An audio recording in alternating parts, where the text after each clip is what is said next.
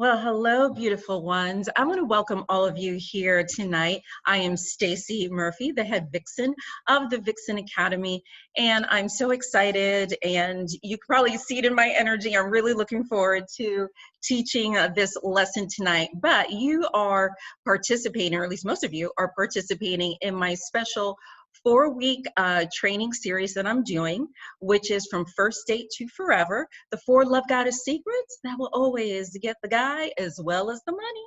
The money, honey. So we're talking about love and money is what we're going to be talking about here in terms of also with this journey. And when it comes to money, some of you may say, well, what does that have to do with relationships? Well, it has a lot to do with relationships because the top 3 reasons relationships fail, the number 1 is incompatibility. This is you being in your powerful feminine self and then also understanding men, right? So that's the incompatibility piece. But the other 2 top reasons relationships fail is sex and money, right? So this is why in all of my coaching, when I'm training and as I'm working with the ladies, I really focus on, in my teaching, those top reasons, and I include it in all of what I do to equip you to be successful in your relationships, whether you're a free agent and you're open for love, or whether you're already coupled and you want to make your relationship go from good to great, or to save your relationship altogether, right?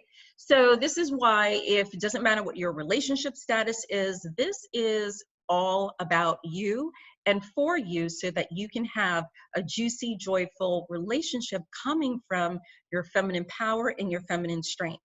So with that said, and if those of you that are new to me, you can learn more about what I do. You can go to my website at thevixenacademy.com and you can find out some more juicy stuff there. So why don't we go ahead and start hopping into today's lesson, which is, we are on lesson number 2 about wooing and schmoozing your way into his heart. All right.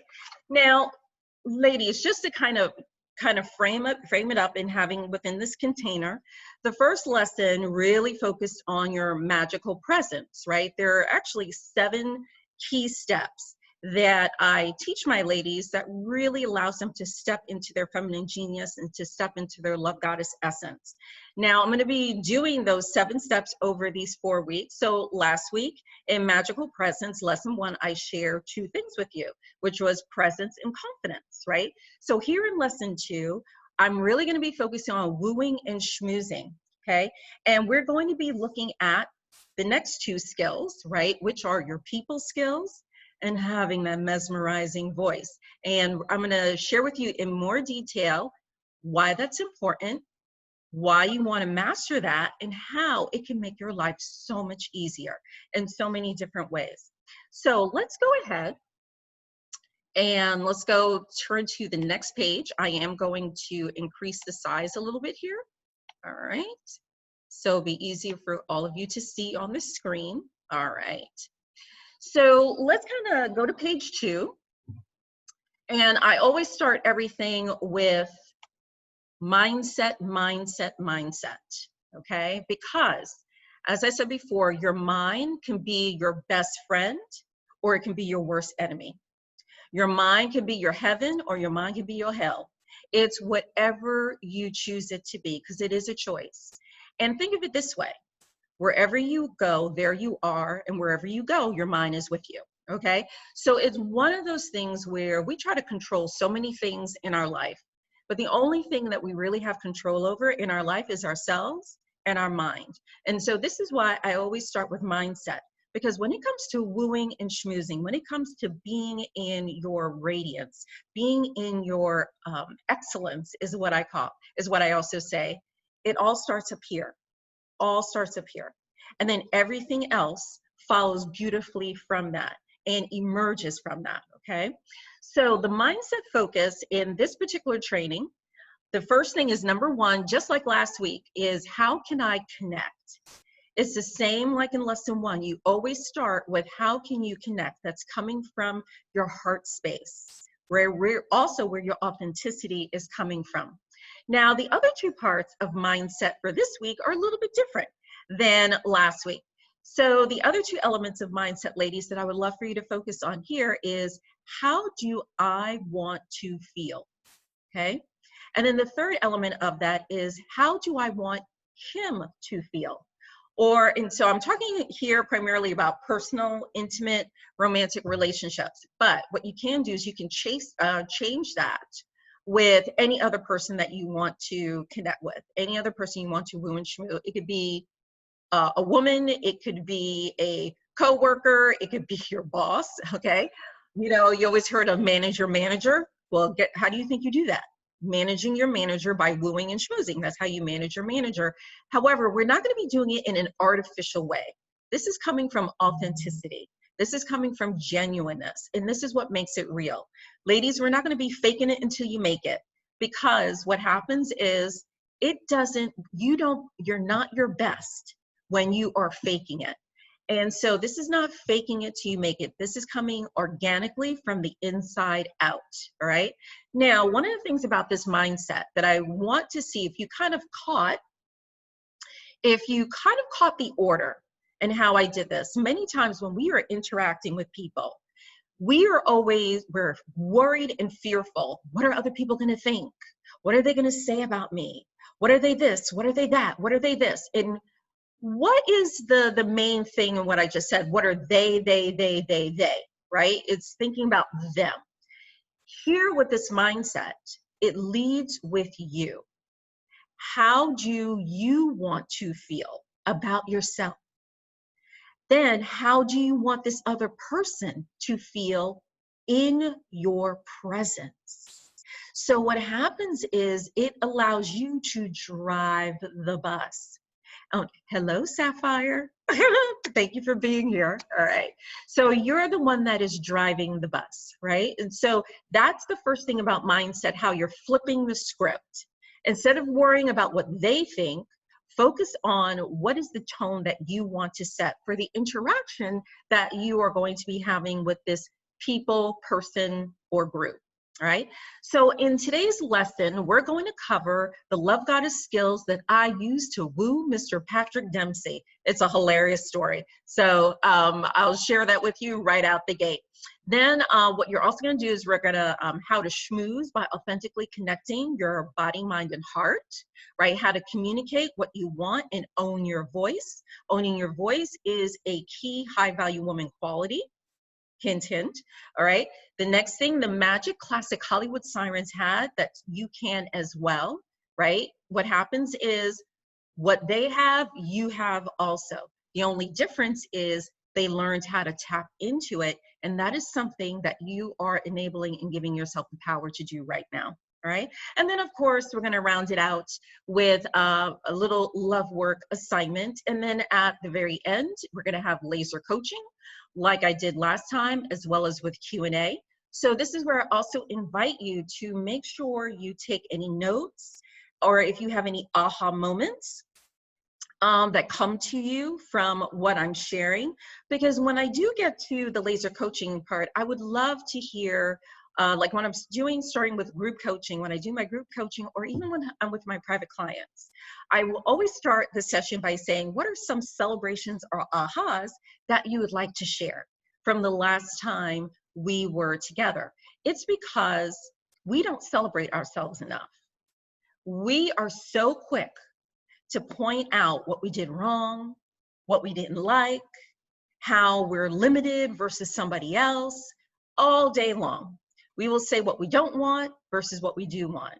And so here, I want to start training you to really start celebrating and appreciating your success. Because remember, we talked in lesson number 1 about self-worth. Well, self-worth talks about you really honoring and celebrating who you are, because you're worth it and you're valuable. And here's the other thing. If you can't toot your horn or allow yourself to shine, how do you expect another person to do it? Right?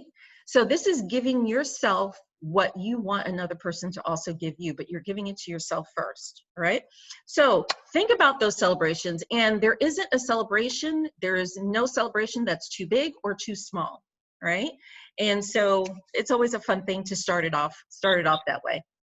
So yes, and if you're hopping on to the call, if you can please mute yourself, because we can actually hear that in the background. That'd be greatly appreciated. All right, so my Patrick Dempsey story. So what I would first like to do, though, is even before getting into this funny story with Mr. McDreamy, I really want to be very transparent with you and, you know, even more vulnerable with you, because in sharing some of my, you know, story with heartache. Like I shared with before, the woman you see in front of you now, this is who I am now. This is who I am, 2020. I'm going to be 53 in 3 months, and stuff like that. And this is the woman that you see now, who is proud to be in her feminine genius, who is exuding her love goddess energy and confidence and all that. That is not who I was for a large part of my life. And I want to share you in terms of, you know, a heartache that I had to deal with, because my first, you know, growing up, like I said to share with everyone, I'm an introvert, right? Back then, growing up, I was embarrassed by it. I was a wallflower. I was faking it, honestly, trying to, you know, look and be a particular way, but inside I was just like a bunch of nerves and all this other stuff, wanting people to notice me, but then not wanting to draw attention to me. It was like that constant push-pull. And so I had, growing up, my grandmother, she was the driving force in the family, my grandmother. And if you know anything about Latina grandmothers, right? She was from Honduras. She was a spitfire, very, you know, lay down the gauntlet. And the way in which she chose, especially to discipline and to motivate me, was by constantly comparing me to other people. Why can't you be like so-and-so? Why can't, look what so-and-so is doing, blah, blah, blah. So because of all that and dealing with that for the first 18, 19 years of my life, I had really, really low and bad self-worth and self-esteem, which carried over into my first boyfriend, my first serious relationship. That wasn't until after I actually graduated high school.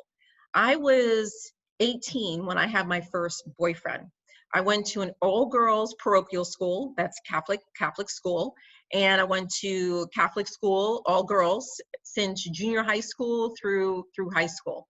So no interaction either with boys at school. And my first boyfriend, the first year and a half of the relationship, or maybe the first 2.5 years, was really good. And we got engaged, and he gave me this big rock. And as soon as we got engaged, I was in college, his whole entire attitude changed. And that's when I started to experience my Me Too moment. And after he got that ring on my finger, his attitude was, I own you. And he became very abusive. And so the last year and a half of the relationship was like hell. He was mentally abusive, physically abusive, emotionally abusive. The only abuse he didn't do was sexual abuse. And I would say to myself, oh, thank God. And even look at that statement, going like, oh, thank goodness he wasn't that, as if any kind of abuse was okay, right? And stuff like that. And it was really tough. And I had to escape that relationship by escaping to a battered women's shelter when we were living together in Atlanta, Georgia. And so I had to escape to a battered women's shelter with only the clothes on my back. And I got in my car and I had to pull a knife on him so I can get out of the house. And I'm 5'1", he was 6'5", right? Real tall dude. And so that was my first intimate dating experience right there, right out the gate. And when I was at the battered women's shelter, I was just internally destroyed, embarrassed, I was like, I'm a college educated person. I'm from New York City, blah, blah, blah. How the hell did I get myself into this situation? And it all came down to lack of self-worth, lack of confidence, low self-esteem. And when I was at the shelter, I had to see, you know, everyone that stays there has to see a psychologist at least once. And she said, "You're one of the lucky ones." And I said, "How?" She said, "Because you didn't marry him. You got out before that happened." Because a lot of these women here, they got trapped. And there were other women that were there with married to their partner, children, pregnant, the whole entire 9 yards. And you know what the psychologist explained to me? And this is why I also want us to do our own internal check about our judgment, and especially the judgment we have about ourselves and the judgment we have about other people, especially other women. Because judgment also is what prevents you from wooing and schmoozing as well. And there was a real valuable lesson that this psychologist taught me when I was there at the shelter. Because I asked her, like, how these women, how could they get pregnant by their abusers? And this is what she said. A lot of them didn't get pregnant by choice. They were raped in their own marriage. They were molested by their partner. Their partners forced them not to use any birth control as a way to trap them into the marriage so they won't leave.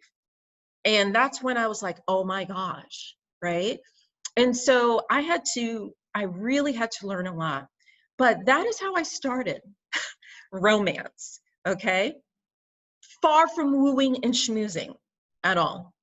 And then I went from an overtly abusive person to my daughter's dad, my first hubby.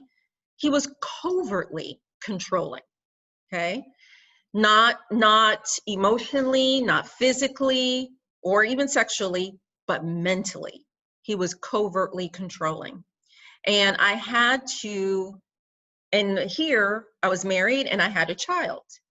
And I just couldn't deal with it anymore. It was literally destroying my health from this relationship. And it went downhill after I had my daughter. My health went downhill. And my doctor said, you need to find out what is stressing you out because you are slowly killing yourself. Your body is shutting down. And at the time, I was 30, right? That's when I had my daughter. I was right around 30 when I had my daughter. And what was stressing me in my life was my marriage. And so I said to myself, either I can teach my daughter to suffer in silence. That's what you do when you stay in a relationship for the kids, is you teach them how to suffer in silence. You teach them what a dysfunctional relationship looks like, and that's what you teach and pass down to them. Or I can teach my daughter that, you know what, not everything in life works out. But what happens is I can show her that you can be resilient from that. You can survive from that, and then you can thrive afterwards. So I said, those were my choices in front of me. So obviously, since we're not married, I chose the second option, right?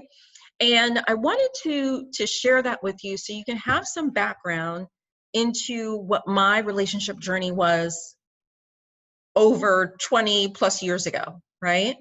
And so that you can understand the journey that I have gone through to get here, sitting before you right now and teaching you this.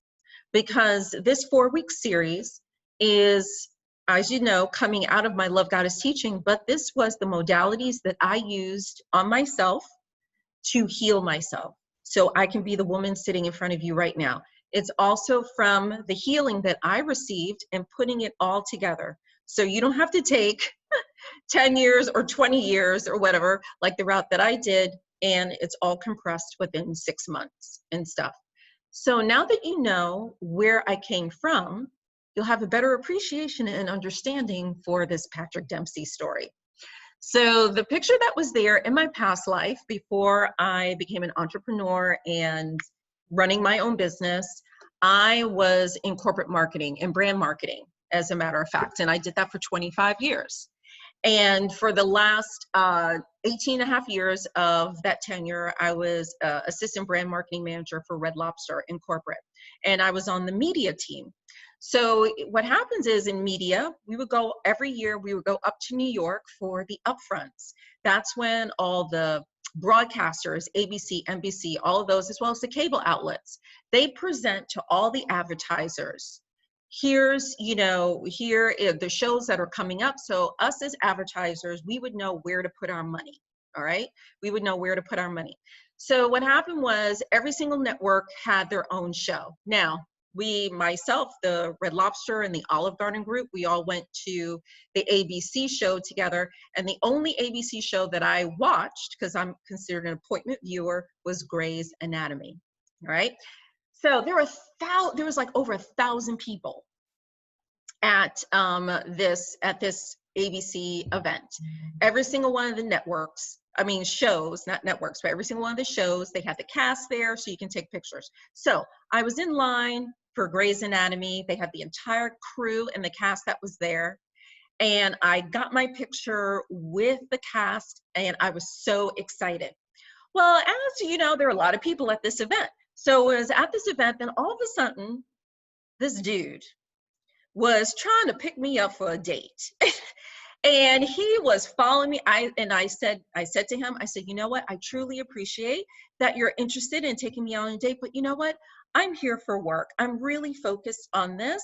This is where my priority is. So thanks, but no thanks. Now, here's a clue, ladies. High quality men will chase you. This is why I always say, don't chase a man, right? Because when you chase a man, what you're teaching him is he doesn't have to work to get anything. And he sees it as less valuable. And that's why in the end, you never get what you want when you chase a man. So what happened is high quality man chasing me down in this, in this event. So trying to lose him, what happened was when I went back with my coworkers, they're like, hey, were you able to get a picture? I'm like, sure. So I pulled out my picture and guess what? The frame was there, but the picture was gone. And I was like, no. I was like, so instead of losing the dude, I end up losing my picture instead. So I go back over to Grey's Anatomy. I stand in line again. And so, all right, I'm almost there. I'm so excited. There's one woman in front of me. All right, so we're sitting there waiting. And the photographer, he comes over to everybody. He goes, hey, everybody, I want to let you know we're already done for the day because the cast has to go to their next event. And I'm like, no, I'm like literally one woman in front of me.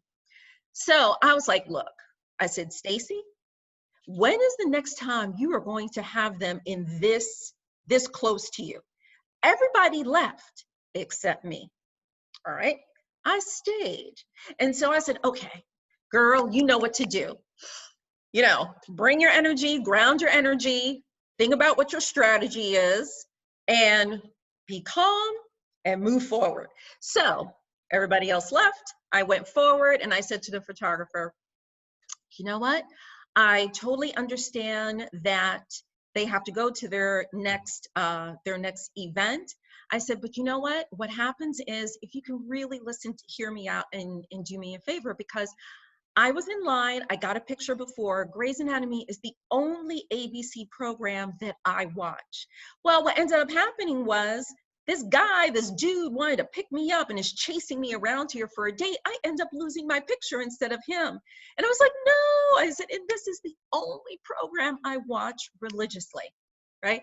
Is there a way that I can take just a real quick picture with the crew since they're kind of over there? They're a little bit over there. Ma'am, I'm so sorry. Mind the way, the photographer, he was cute too. So he was like, ma'am, I'm so sorry, but you know, they really have to get to their next event. All right. Then I go, okay, I totally understand. I understand that you have a job to do. You know what? Is it feasible? I will actually walk over there. It doesn't even have to be the entire crew. Even if it's whatever cast member wants to just turn around and we can click a picture. That I would greatly appreciate that. And so I was like doing one of these things, right? You know, and I said, I would greatly appreciate that. To which he said, ma'am, I am so, and then all of a sudden I felt tap, tap, tap on my shoulder. I turn around, and who would that be? Mr. Patrick Dempsey himself. So when I turned, because I didn't know who tapped me on the shoulder.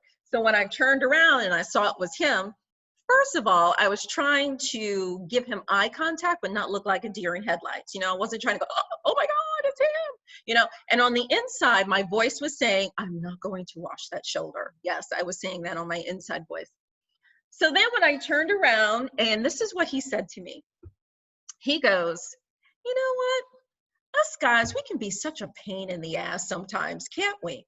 Now, mind you, I didn't know he overheard that entire conversation, right? But I'm going to tell you when we get to the Love Goddess skills, how that played in. So when he said, us guys can be such a pain in the ass sometimes, can't we? This is what I did. I looked at him, I gave him direct eye contact, and I had a smile, and I said to him, but not you. And I gave him a wink, right? And I winked at him, to which he just busted out laughing, right? He just busted out laughing. So then he says to the photographer, you know what? Take our picture because she deserves it, right? That is what he said to the partner, to the photographer. He said, take our picture because she deserves it. So then Mr. Dempsey, Mr. McDreamy, he put his arm around my shoulder like you see in the picture. And then the photographer took the picture right where we were standing. So then the photographer gives me the picture. The photographer goes with the rest of the cast. And this is what I said to Mr. McDreamy. I said to him, I said, you know what, thank you so much. I really appreciate that you did that because you really didn't need to do that. And then this is what he said to me. He goes, no, I really appreciate you. And I looked at him and I was like, what? And he goes, no, I really appreciate you for a couple of reasons. One, you're a faithful fan. And it's because of fans like you and viewers like you why I even have a job. So he goes, that's one thing I'm really appreciative for. And then just to find out, he goes, yeah, because I overheard. He goes, to find out that Grey's Anatomy is the only ABC show that you watch. He's like, oh my God, I felt even honored. But he goes, here was the other reason. He goes, your story was hilarious that you were telling the photographer. And I love the way you handled that. He goes, it was funny. You were hilarious. And you didn't lose your cool, but you kept on going for it.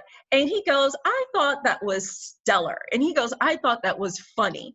And so he goes, yeah, you didn't know I overheard what you said, but hey. And he goes, that's why I did it, because I really appreciate you. And I was like, oh my God. And so I was like, you are really good and really nice in real life. Like some of them, you wonder how they are in real life to how they are on TV. He is really cool. I mean, just a really cool dude. So that is how I literally got this opportunity with Patrick Dempsey. And I was the only person, not even woman, the only person to get a solo opportunity like this over 1,000 people.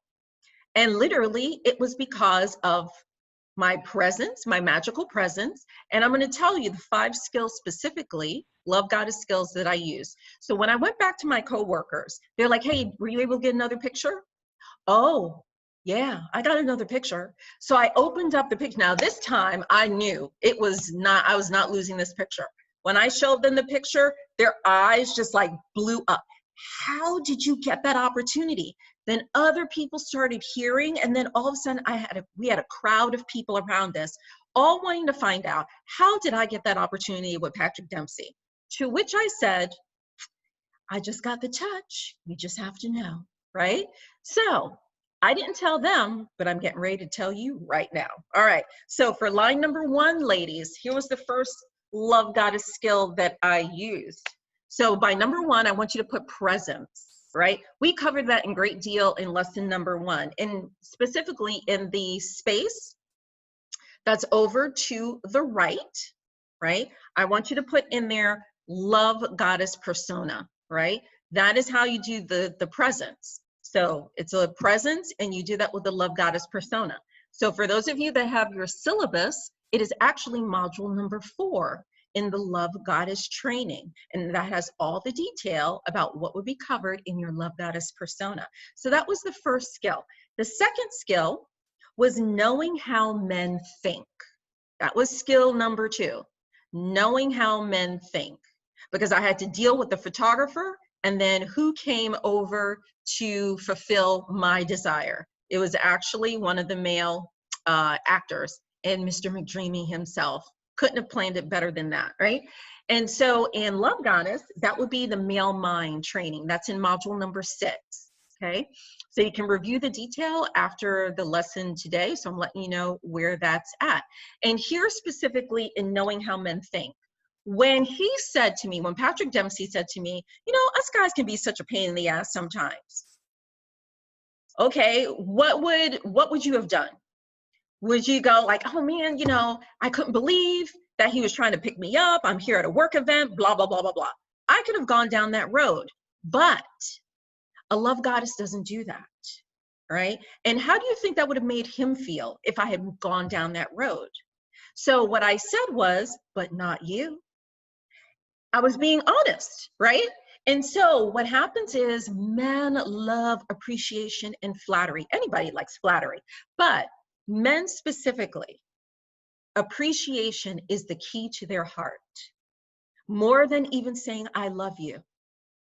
Because if you say, I love you all day long, but you don't appreciate the things that a man does for you, that I love you is worthless. It is worthless. Appreciation is key. Okay. So when I said, but not you, that was showing flattery and appreciation. Okay. Then the third skill I use, playfulness, right? I demonstrated that in the entire story, was the playfulness. And he even commented how the way I told the story was really funny. And I wasn't intentionally trying to do it. I was just actually saying what was literally going on. So with the playfulness, that's where all your flirting skills come in, sweetheart, right? So to the right, just right over flirting skills. And that's actually modules, training segments 7 and 8. So flirting is two parts, 2 segments in with your wooing. The fourth skill, Love Goddess skill that I used was Vixen confidence, right? And confidence, and that's module number 2. And we covered that more last week in lesson number 1 about confidence. And then the 5th Love Goddess skill that I used was voice, okay? Was voice. And in Love Goddess, that is the Vixen voice training, which is module number 9, training segment number 9. In Love Goddess is I use a voice. And here's how I use that voice. I was able to project myself in a confident way, but also in a authentic and funny way, that even though I was directing my conversation to the photographer, I was able to project with a strong presence that somebody else that was someplace in a different area was able to hear what I was saying, and I was able to engage them and came into our conversation because I didn't go over to him. He actually came to me. Patrick Dempsey came to me because I didn't even know he was behind me and stuff like that. So what happens is this is the magic. Those 5 skills, those 5 Love Goddess skills, I'll repeat them. Number 1, presence. Number 2, knowing how men think. Number 3, playfulness. Number 4, confidence. And number 5 is your voice. All right. So in the area below, and this is going to be one of your love work assignments so that we can get through the training, and we can even talk about this, and I can coach and work with some of you when we get to the laser coaching towards the end. So here are 2 things I want you to think about and percolate in this particular area. It is for who you are now, right? How you feel about your self-worth, your confidence, everything else. How would you have been able to handle that situation? So would you have been one of those people when the photographer said, I'm sorry, we're done? Would you have been one of those people that said, oh man, I missed out? And would you have left? Or would you have been one of those people like me, stayed there to see if you can talk to the photographer?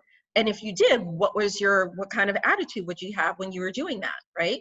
So that's the first way I want you to think about it. Now, the second way, or the second scenario, way I want you to think about it is if you are in your Vixen power, radiating in your feminine genius, right? Radiating in your feminine genius, right?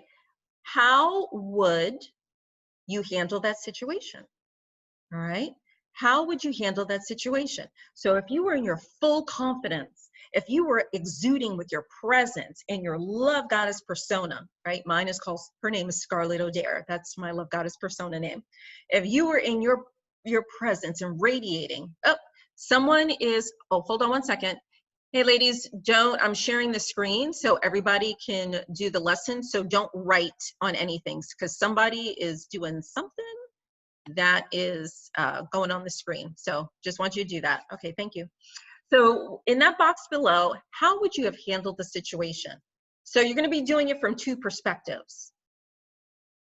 When you feel that you're not in your power, and then the second scenario is if you're in your full feminine genius and your full Vixen power, how would you have handled that situation? All right. So I want you to do that, and it's going to be one of your first love work assignments that I want you to do from here, all right? So let that kind of percolate with you. So that's my funny Patrick Dempsey story, right? And for the longest time, I never shared that story. And I came across that picture when I was going through some stuff, and I was like, you know, this would be a funny and amazing story to share with you. And so I hope you found that entertaining as well as it is to share it. So let's go to the next page, everybody. Go on page 3.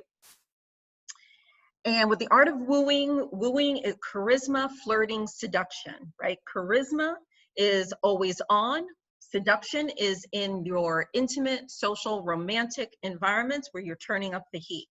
So here's what, also from a mindset perspective, to really understand very clearly, charisma versus seduction. Because remember, it's like a dimmer switch that's always on. Your charisma is always on. You don't turn it on and off. Seduction is just where you turn up the intensity, all right? So in that area next to charisma, this is what I would like for you to put on there, because this is like one of the main focuses of charisma.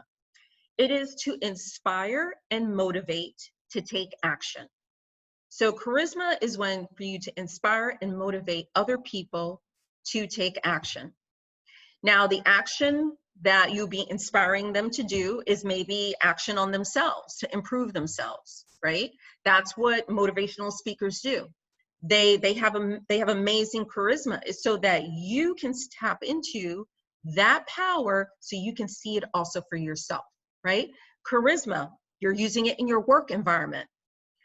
Is there family, right? Like me, I end up always being like the mediator, right? And when it comes to family, it's because the charisma to be able to deal with both sides, right?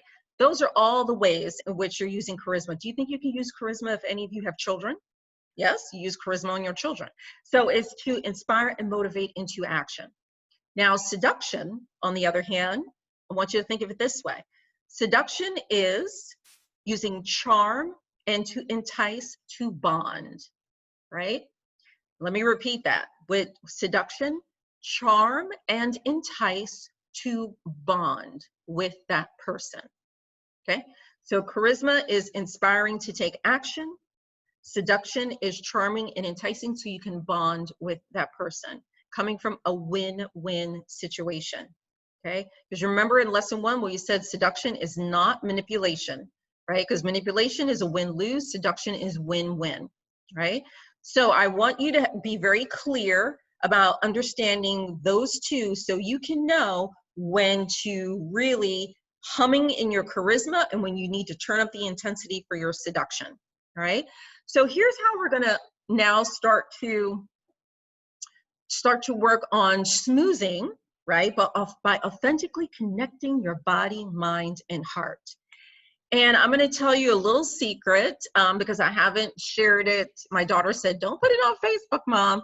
And I haven't shared it with my community yet, but I will.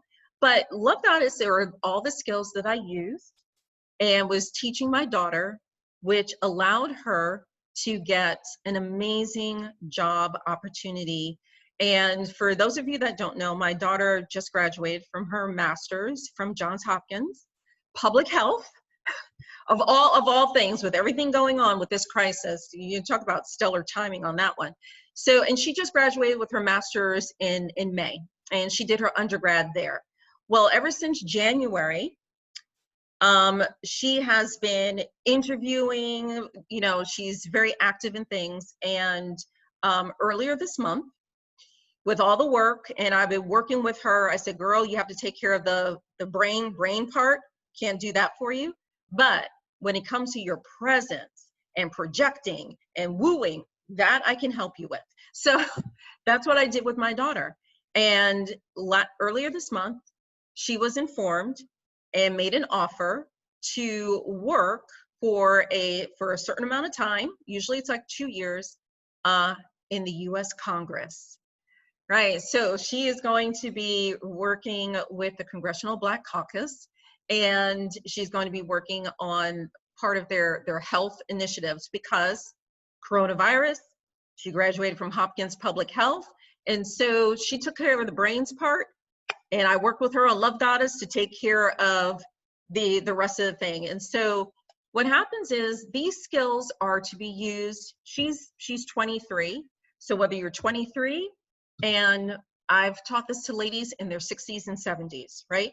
So this is the magic that it has. And so this is how my daughter was able to authentically schmooze so that she could step into that opportunity, right? So the first thing here, the key element to both woo and schmooze are the feminine strengths of vulnerability, right? Talked about that in lesson number 1. So here I want a way of reframing vulnerability so it doesn't seem so hairy and scared is your authenticity, right? The feminine strength of your authenticity, right? Which is also vulnerability, right? Yes. And oh, if you can put yourself on mute, sweetheart. And being able, and here's the other thing that leads to being open to receive and being welcoming, all right? Mine is Hold on. I think it's just Lily. All right. I put you on mute because okay. So what happens is, and it helps in being welcoming as you leverage your gentle power. All right. So I'm going to repeat that line straight through since we got slightly interrupted there. The key elements to both woo and schmooze are the feminine strengths of vulnerability, being open to receive, and being welcoming as you leverage your feminine genius. Now, highlight all of those because if you remember in lesson 1, those were all elements and traits of feminine energy, okay? And what happens is this is a science. It's not a nice to do with life to do. This actually is a science. And this is why in Strength Finders, they actually have the category of wooing because it is scientific.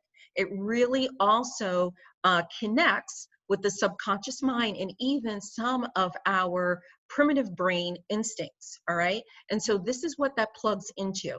So it leads into, now here's step number 3. So remember in lesson number 1, we covered the first 2 steps, which was step number 1 was presence, step number 2 was confidence. Well, here in step number 3, I want you to write in there is people skills. So step number 3 are your people skills, because the goal of this is to build trust. Because when you build trust, people are going to want to be around you. People, when you have good people skills, people won't run away from you when they see you walking down, coming down the lane or anything else like that, and they won't avoid you as well. And then here's the other thing. The better that your interpersonal people skills are, you're less likely to also get ghosted by men. I said less likely. What happens is everybody on one semblance or another will get ignored or ghosted on one level or another. It's happened to me, right? But what happened is it will minimize that happening in your life, okay? So it even minimized that. So let me share with you, here are the skills that are needed, and I'm gonna break this down, body, mind, and heart. okay, to really hone in with your people skills. So from a body perspective, the first thing is body language. You have to understand your body language, because remember, when you're communicating, your body language is more than 50% of communication. You could be talking like this, but if your body language is communicating something different, especially with men and ladies, this is why it's even more imperative with men. Because remember what I said last week, a man's primary sense is sight. So if their primary sense is sight, and your body language is saying something like, oh, I'm afraid, I'm uncomfortable, don't trust, whatever, a man is going to follow your body language more than what comes out of your mouth, right? So that's why it's so important to understand what your body language is.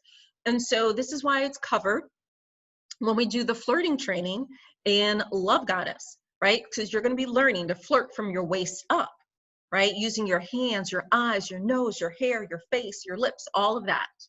And you're also going to learn to flirt from your waist down, how to stand, how to walk, and how to sit, even getting into a car, because there's a sexy way to get into a car, ladies, right? So I even share that in the training, how to even get into a car in a very sexy way, right? So all of that there is part of body language, okay? And you're communicating without even saying a word, right?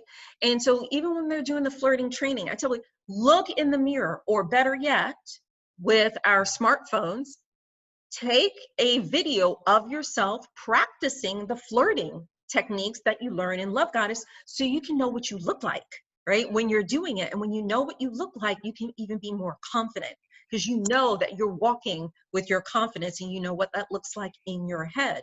So it'll follow you. So that's in terms of body. It's very important, body language. Mind, communication, right? Seeing the example that I gave with, you know, the funny story with Patrick Dempsey, how I communicated with the photographer, and then how I communicated with Patrick Dempsey. I wasn't following the script, because I had to think of that on the top of my head. But when you're confident in your skills and your abilities, then you'll be ready. Because here is, I'm going to repeat something that Oprah had said, and it was around luck. And I believe this as well. She says, there's no such thing as luck, right? What other people think is luck, that is just preparation meaning opportunity, right? So what happened was, I was prepared, right? I was prepared. And because I was prepared, an opportunity presented itself with Patrick Dempsey. So what happens is, it wasn't luck. It's preparation meeting opportunity. So here it's, are you preparing yourself for those opportunities that you want to attract in your life? Or maybe you have a good thing going right now and you want to maintain it and you want to make it great, right? So are you prepared to then take things to the next level, right? So the second thing with mind, communication. And that's why we cover it in mindset. And that's why I always start all these trainings with mindset. Always start there. Now with heart, this is how you connect the heart.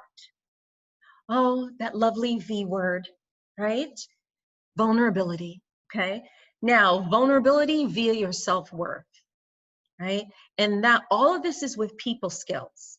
It allows you. So I want you to think, even in that scenario that I explained with Patrick Dempsey, you can probably think in your mind and have a picture in your mind, what were my people skills? How was I being, which made this man actually walk over to me and give me something that I wanted, right? And I wasn't even directing the question to him. So think about, that is what people skills can do for you, all right? So here's why I want real quickly to show you what the opposite of that is in body, mind, and heart. So here's where you will disconnect a man from you and he will not pay you any mind whatsoever.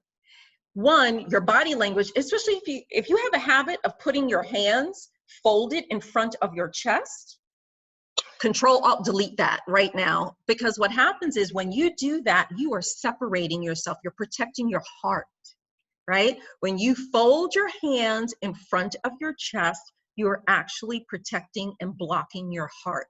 If you are blocking your heart, what is it going to prevent you from doing? From being vulnerable and open.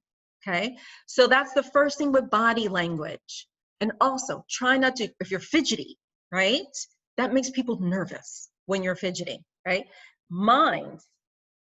If you're having a conversation with someone and you jump in and cut them off before they even finish their sentence, that is another way to disconnect people from you if you have a habit of doing that. Sometimes I actually have to catch myself when I do that. And it's a habit coming from New York, because we talk really fast, back and forth. If you've ever had a conversation with a New Yorker, you understand what I'm talking about.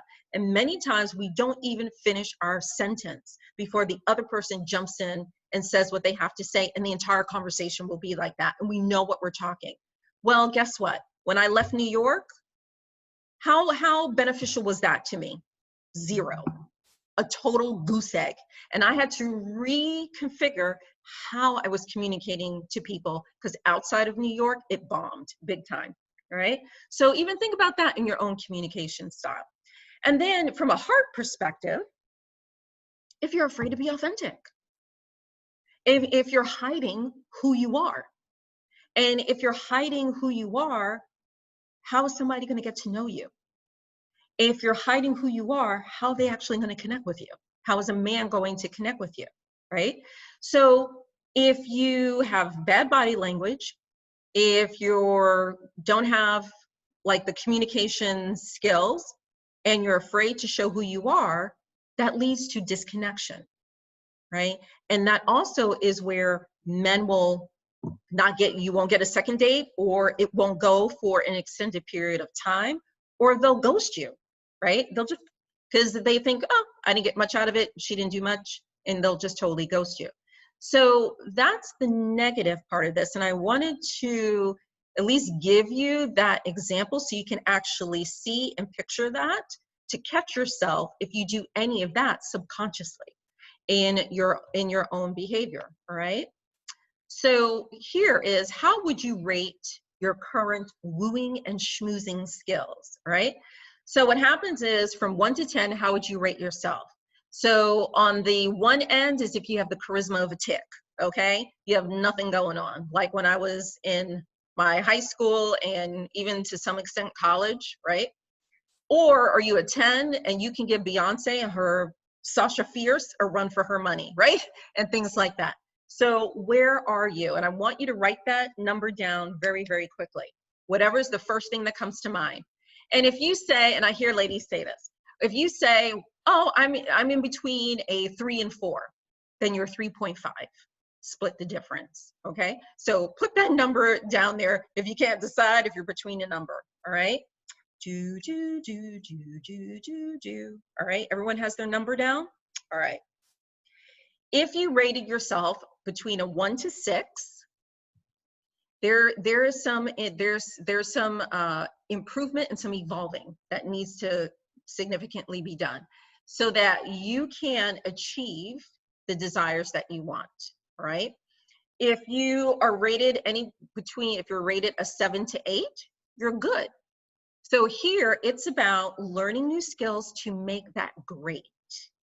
If you rated yourself a 7 or 8, but you feel that sometimes it's work or belaboring just for you to get that, then what happens is you need to drop more into your authenticity so it can be easier for you, and learning how to do that. Someone wrote a 3. Don't write on the screen. So doing that and stuff. And if you said a 9 or a 10, girl, give me a high five, right? You're a rockin' Vixen. So with that, this here is, all right, can I learn some new skills? I saw a wave that was going there. So you would say, can I learn some new skills, right? That would be, okay, I'm already rocking this. But you know what? You can always learn something new, right? And so it can even make it even better, right? Because I always say, even as a coach and teacher, I'm always learning. The moment that you say, oh, I got it all figured out, that's when you're in trouble, right? Because you're always learning from the cradle to the grave. And that also makes life that much more interesting, all right? So put your rating there, because that kind of tells you where you are in your wooing and schmoozing, so that way you can know where you need to go next, all right? So this also leads into the next step I'm going to share with you, and this is about communicating, all right? So we're gonna work on a couple of exercises, especially when we get to the laser coaching, all right? Now, what happens here and how you communicate, this is about owning your voice. And here's why it's really important, ladies. And you're gonna fill out this information down here. Communication is the key to connection, right? Communication is the key to connection. And connection is the key to intimacy, okay? In that second area, connection is the key to intimacy. The next area, intimacy, is the key to commitment, all right? And when you can effectively own your voice, people, but especially men, right? But when you're doing that, people will take you seriously. When you can effectively own your voice, people will take you seriously. And when you can effectively communicate what you want, then what happens is a man knows what to give you and do for you, okay? That's one of the things I hear from a lot of men where they say, you know, why is it so hard for her to tell me what she wants? Because here's what happens. Either women don't tell the men what they want and it's a humongous guessing game, right? And that's frustrating. Or the woman is extremely prescriptive, like reading it on a resume, right? About this is what I want. And so men and most people are looking for that happy medium, right? They do want to hear what is on your mind, but they don't want a whole thing dictated to them like it's some kind of manifesto, right? So here's where that happy medium is, okay? And so Lisa's step number 4, because part of communication, because we're gonna get into actually what you say, but here's the other part of communication in step number 4, and it's to have a mesmerizing voice, how you sound. Because if you sound shrill, if you sound angry, if you sound tense, they're not really going to listen to the words that actually come out of your mouth, okay? It's going to kind of cut that off at the pass. So it's also not only what you say, but how you say it. And the reason why that's important is it because it makes other people calm. The goal of this step is to make people calm, to connect, as well as to educate. When you open your mouth, you are educating a man about who you are as a person, what you're about, what you like, what turns you on, right? And when I say what turns you on, what you're passionate about, not necessarily what turns you on in the bedroom. That's a conversation that comes later on, right? But in the very beginning, it's what turns you on, what's your passion, what lights you up, and being able to share that, right? Because when you are in a romantic relationship, your voice is melody. It's like music that calms the savage beast, which is man. And it pulls a man closer to you, right? It shows a man you have your own thoughts and ideas to be respected. And that is what a high quality man is looking for. He's looking for his queen, a woman that has her own viewpoints and thoughts wrapped in her feminine presence, so together they can be the king and queen of their castle, and they're building an empire together. So this is all of those skills that really contribute to that. And so here's the skills that are needed from a body, mind, heart connection space, okay? So the first thing is, from a body perspective, is voice training. There are certain voices. When at college, I went to Syracuse University, and I had voice training that was there. And so I do include voice training in Love Goddess. That is something that I do, not to the extent of what I received in college. I wouldn't torture you through any of that stuff, and I make it fun and I make it juicy, because there are certain voices that are very appealing to people, especially to men. And there are other voices that are a turn on. Voices that are a turn off are very high, shrill voices, or very nasally voices, right? Those are ones that are a real turnoff. It's like taking your nails on a chalkboard and it just makes them cringe, right? It can make the most beautiful woman totally, everyone's like, please close your mouth. And then they won't listen because it can kind of grate on people a little bit, right? And so that's the first thing is voice training, because through the voice training, because I'm originally from New York City, but you don't hear a New York accent. It comes out more when I'm around my New Yorkers, when I go back up home, then you can hear it come out, especially in specific words. But for the most part, you don't hear it. And it was because that is what voice training does, because you create new muscle memory in your throat. And that is what voice training does. So from a mind perspective, what I want you to do from a mind in terms of this skill is visualizing playful connection, right? So when you are with your people skills and you are communicating and you are projecting a mesmerizing voice, I want you to visualize it being very playful. How would you be? And then here's how you connect your heart to it. I then want you to get into the feeling of that. How does that feel? All right. So that is how you connect the body, the mind, and the heart with just this one skill. And because what you're doing is you're using sound therapy.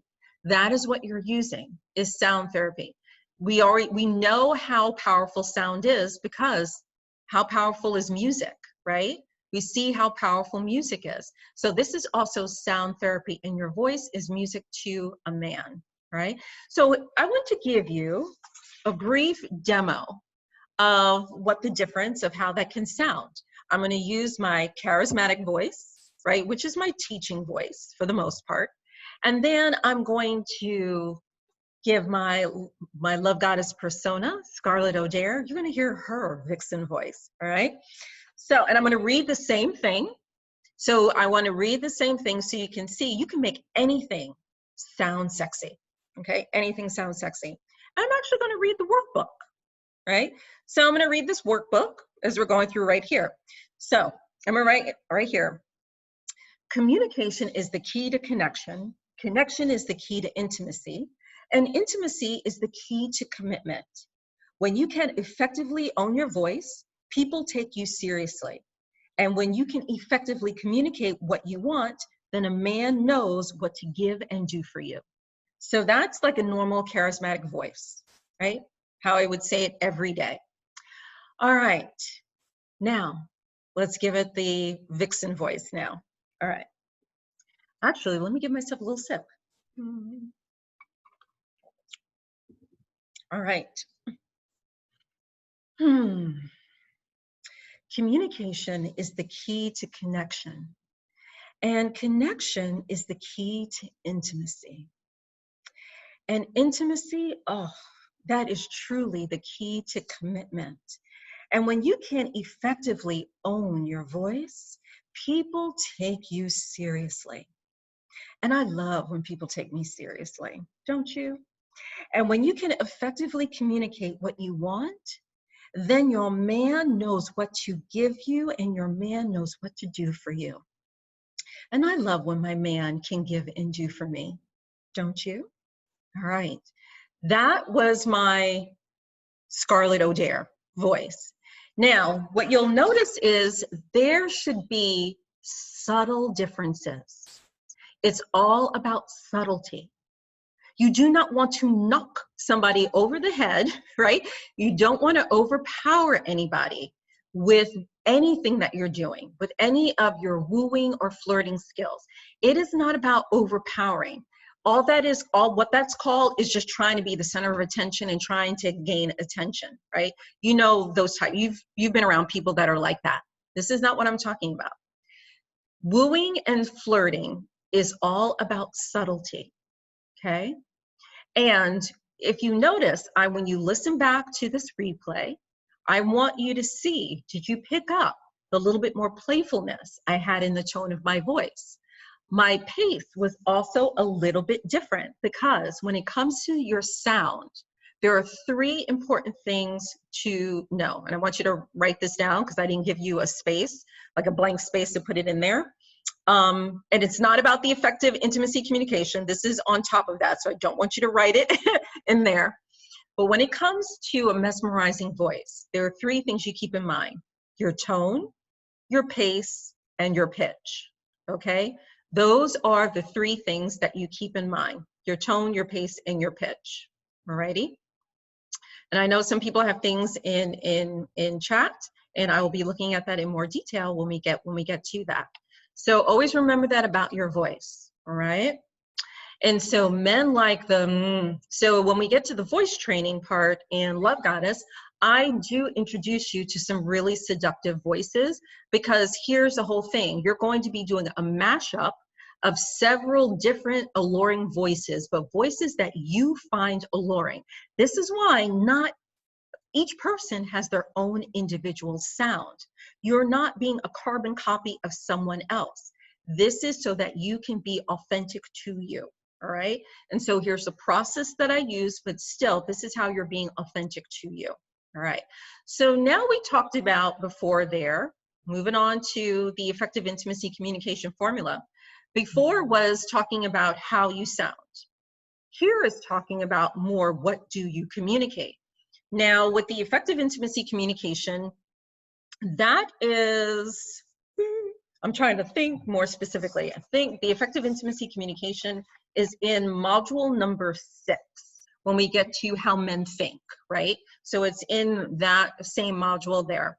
What I'm going to do here is I'm going to share with you what the basic formula is.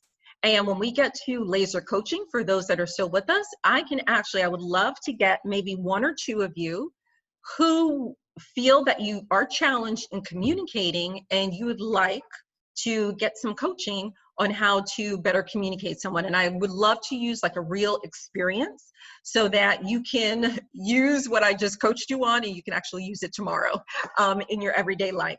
So, you know, for those of you that are open to do that, I would love to do that when we get to the laser coaching part. But here are the 3 components of the formula. And you use this formula to communicate your needs, your wants, your desires, or even your frustrations, and you are still owning your voice, right? And you still feel empowered. And when I share with people is even to communicate frustrations or even things that are challenging, it's very true. And I'm going to share with you, just very transparently, a very challenging conversation that I had to have with someone that I love. Last month, I had to have this conversation with him. And ever since, you know, the COVID crisis came around, I've been really examining, really looking at all of my relationships in a deeper way. Because a very close and dear friend of mine, who's in California, her dad had passed from COVID in New York. And he was actually in the hospital for an operation, and he caught it while he was in the hospital when it first come blazing in the scene in New York. From the time that he told the doctors and nurses that he was having a hard time breathing to the time he actually made his transition, it was 8 days. And, you know, she's in California, he was in New York, and there was no funeral, you know, because they couldn't. Right? They couldn't do that. They weren't allowing anyone to do funerals, the whole entire 9 yards. And when she told me about that, it really made me think very long and hard, where they said, self-isolate, quarantine for 14 days. That man didn't even have 14 days. He was gone in 8 days. And so that really made me examine my relationships and saying, if I only have 14 days, and I knew that I was not going to be here on this earth after 14 days. Is the life that I'm having right now, is that the life I want to be remembering at the end of these 14 days? If the answer was yes or no, if it's yes, keep on doing what you're doing. If the answer is no, then obviously that's a clear indication about making some changes in your life. And I asked myself that of my business, of my relationships, every single area, because what happens is I want to be in authentic connections with those people that I love. And some relationships change. So last week, with many of you know, Mike, right? My partner, Mike, and I have been together, it'll be 6 years this month. It'll be 6 years. And last month, I used, and I had to talk with him about a very difficult thing. And I'm going to share with you, using this formula, I'm actually going to share with you what I shared with him so that you can see and know, and I may get a little bit emotional, but hey, we're being real, right? So you can actually see and understand the power of this. So the first part of the formula, I want you to put by number 1, is I want you to focus. The first part of the formula is focusing on your feelings, how you feel. And that's having I statements, like in non-violent communication. You focus them on I statements, how you feel. Number 2, by number 2, I want you to focus on the behavior. So you focus on the behavior, not the person, okay, for number 2. Third part of the formula is the outcome. You focus on the outcome. What is the outcome that you want? Or you're inviting the person to provide their input in whatever it is that you want to share, right? So that's the 3-part formula. Number 1, how you feel, I statements, how you feel, the behavior. Number 2, number 3, the outcome. So this is what I wanted to talk with Mike about. So I said, hey babe, I want to share something with you. I want to get your thoughts and your insight about this. And I said, I really appreciate our connection.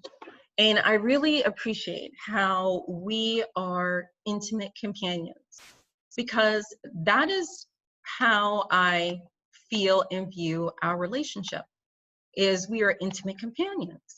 And I really appreciate that with our connection. And of course, he kind of gave me this look like, huh? And so then I said to him, I said, you're probably wondering what I mean by intimate companions. And he's like, yes. So I said, intimate companion to me, I said, you know, those couples, they've been together for like 20, 30 years, and they really know each other very well. And they can finish each other's sentences. They know what's going on, all this other stuff. And they're at a point in their relationship where the intimacy and the companionship is there. However, it's not romantic, right?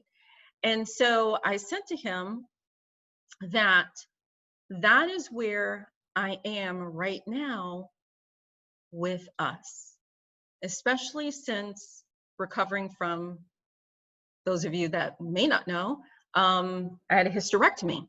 And I had 2 surgeries around that. One was planned, one was emergency surgery. So it changed a lot. And so I shared that with him. And I said that I really appreciate our intimate companionship that we have with each other. And that is something that means the world to me.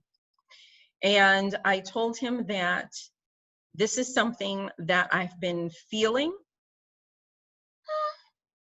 for about a year, a little over a year, especially, you know, with the surgeries and the recovery and everything afterwards. And I said to him that with everything that's going on right now, with the crisis and all this other stuff, I said, I want to share that with you. And I said to him that, you know, for me, we would still be seeing, you know, each other, but it's just going to be different.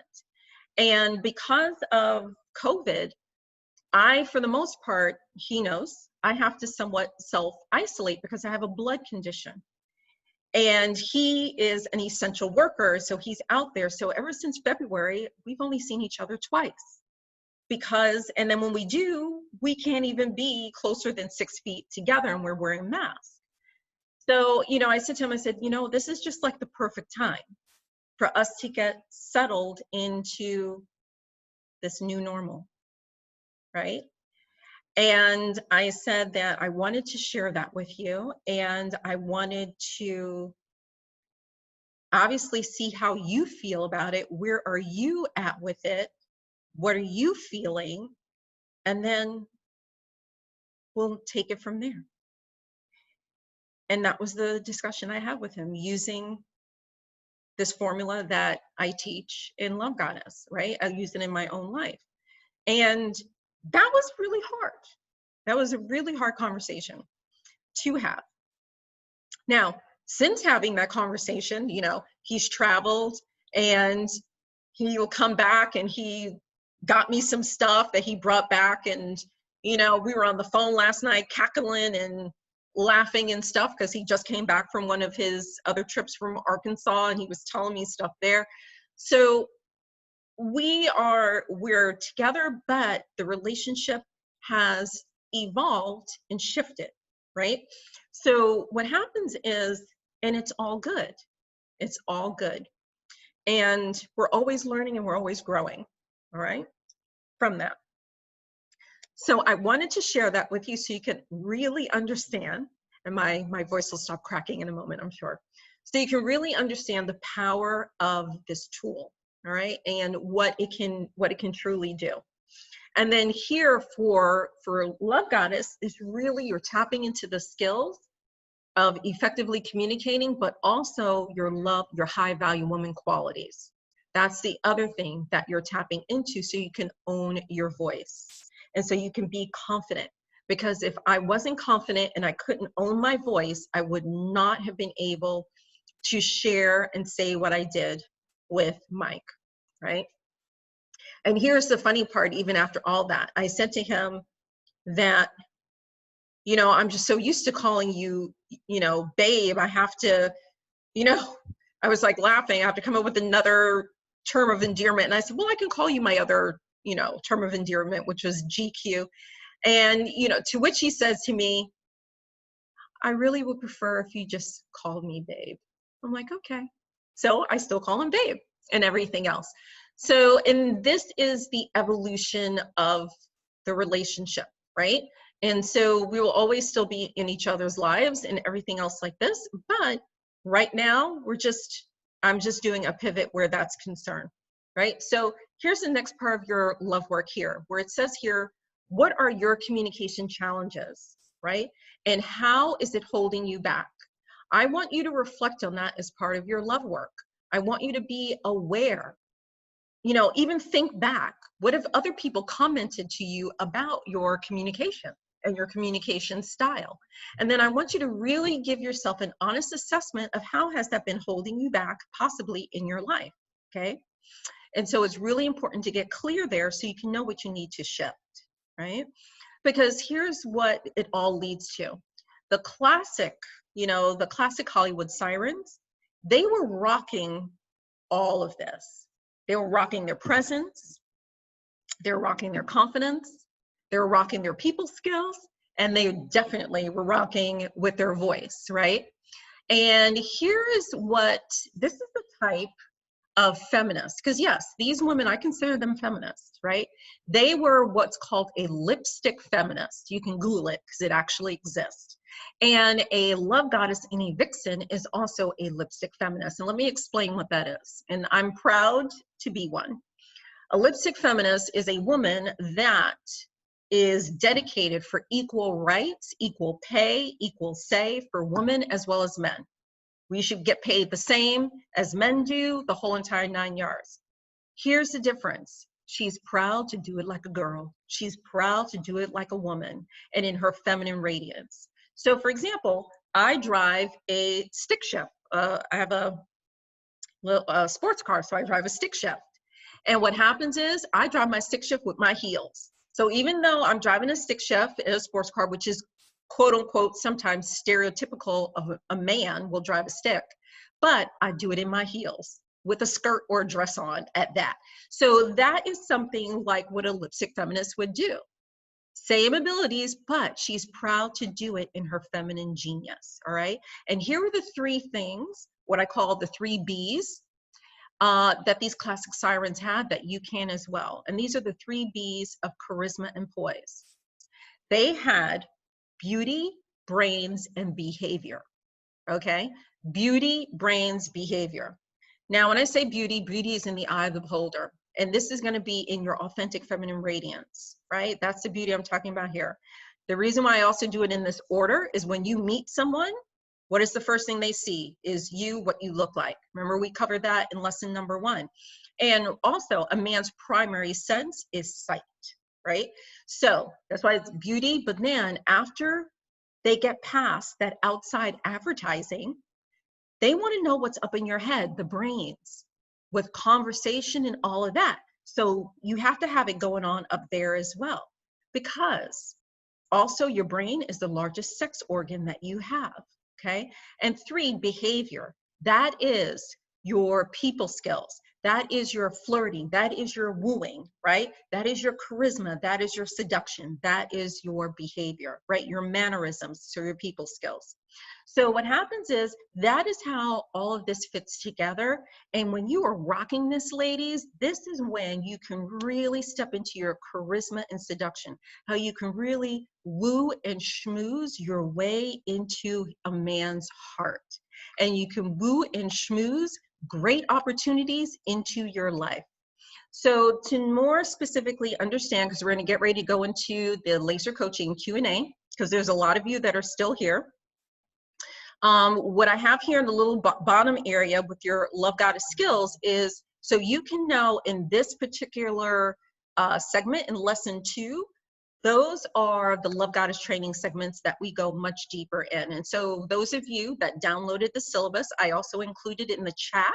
There's a copy there just in case you weren't able to download it before. What you can do is that way when you're on your own time, you can go, okay, segment number 3, high value woman qualities. You can go to the syllabus and see exactly what will be covered in the training for that. So I just do that for clear transparency. So anybody that wants to move forward in the journey, you know how we're going to be playing in the sandbox and the juicy time that we're going to be having together. All right. So with that, here is your love work assignment in addition to the other 2 that I gave you to reflect on. Now, here's where I want you to woo and schmooze yourself. And the person you're going to be wooing and schmoozing here is yourself. This is going to be all about self-love right here, all right? And really connecting your body, heart, and your mind. So what happens here, just like I outlined in lesson 1, the 3 energy centers in your body, right? Your 2nd chakra, your 4th chakra, your 6th chakra. So here's the focus that you're going to be doing for each one of these steps. So your focus in the body for this exercise, I want you to focus on being comfortable with the skin that you're in. This is all about your mannerisms. This is about your poise and your grace, right? Being comfortable with the skin you're in. And when we do the flirting training, the one thing, your walk, walk, walk, walk. So if you have the duck walk right now, we are going to change that. So you're no longer doing the duck walk or the parallel walk. We're going to literally teach you how to walk like a vixen, right? So being comfortable with the skin you're in. On the heart center and the heart space, your focus is about being authentic, right? So you remember when I had you do that visualization? I want you to be authentic with that as well, right? Because you're bringing in that energy into your existence. When it comes to your mind, your focus, I want here is going to be self-confidence and mental seduction. And we're actually going to be covering mental seduction in more detail in lesson 3, which is going to be next week, all right? We're going to come more closely in mental seduction. So that's also about what you say as well. So that's going to be your focus in these 3 areas to connect your body, your mind, and your heart together. So with this assignment, and this is where bringing in some of my spiritual training here, this is a crystal grid. Now, this is an advanced crystal grid. I don't expect any of you to do anything that's like this unless you're already familiar with crystal grids. Then you can have at it and you can customize your own thing. But what happens is with crystals, you're actually using the energy of the earth to help heal you. Just like if you were to put your feet on the grass, and you have the grass underneath your toes, or you're walking on the beach, or you're walking in water, and how healing and rejuvenating that is. Well, what happens is crystals come from that same earth. Okay, and so it's also healing and rejuvenating as well, and it can help you in your healing. And this one I want you to focus on is self-love and really being comfortable with the skin that you're in. All right, so with this, you're gonna do either like a real simplified crystal grid, and I'm gonna explain what that is, or you're gonna do something like a little mojo bag, which is just a little pouch that you have crystals in and stuff like that. So either way, and the little mojo bag is the easiest thing to do. So if you want to do it real easy and quick, you can do that. Either way, it can help you. But if you do like a little mojo bag, just leave it in your purse so that it is on your person. And personally, what I use are crystal bracelets, right? This is what I personally do. I wear crystal bracelets every day, and sometimes I will change them depending on what energy I want to infuse and what additional support that I need. So, and that can be another option. If you don't want to do a mojo bag and you have crystal bracelets, you can use that as well, because that's what I personally use along with doing gridding. So here are the crystals that I recommend that you use.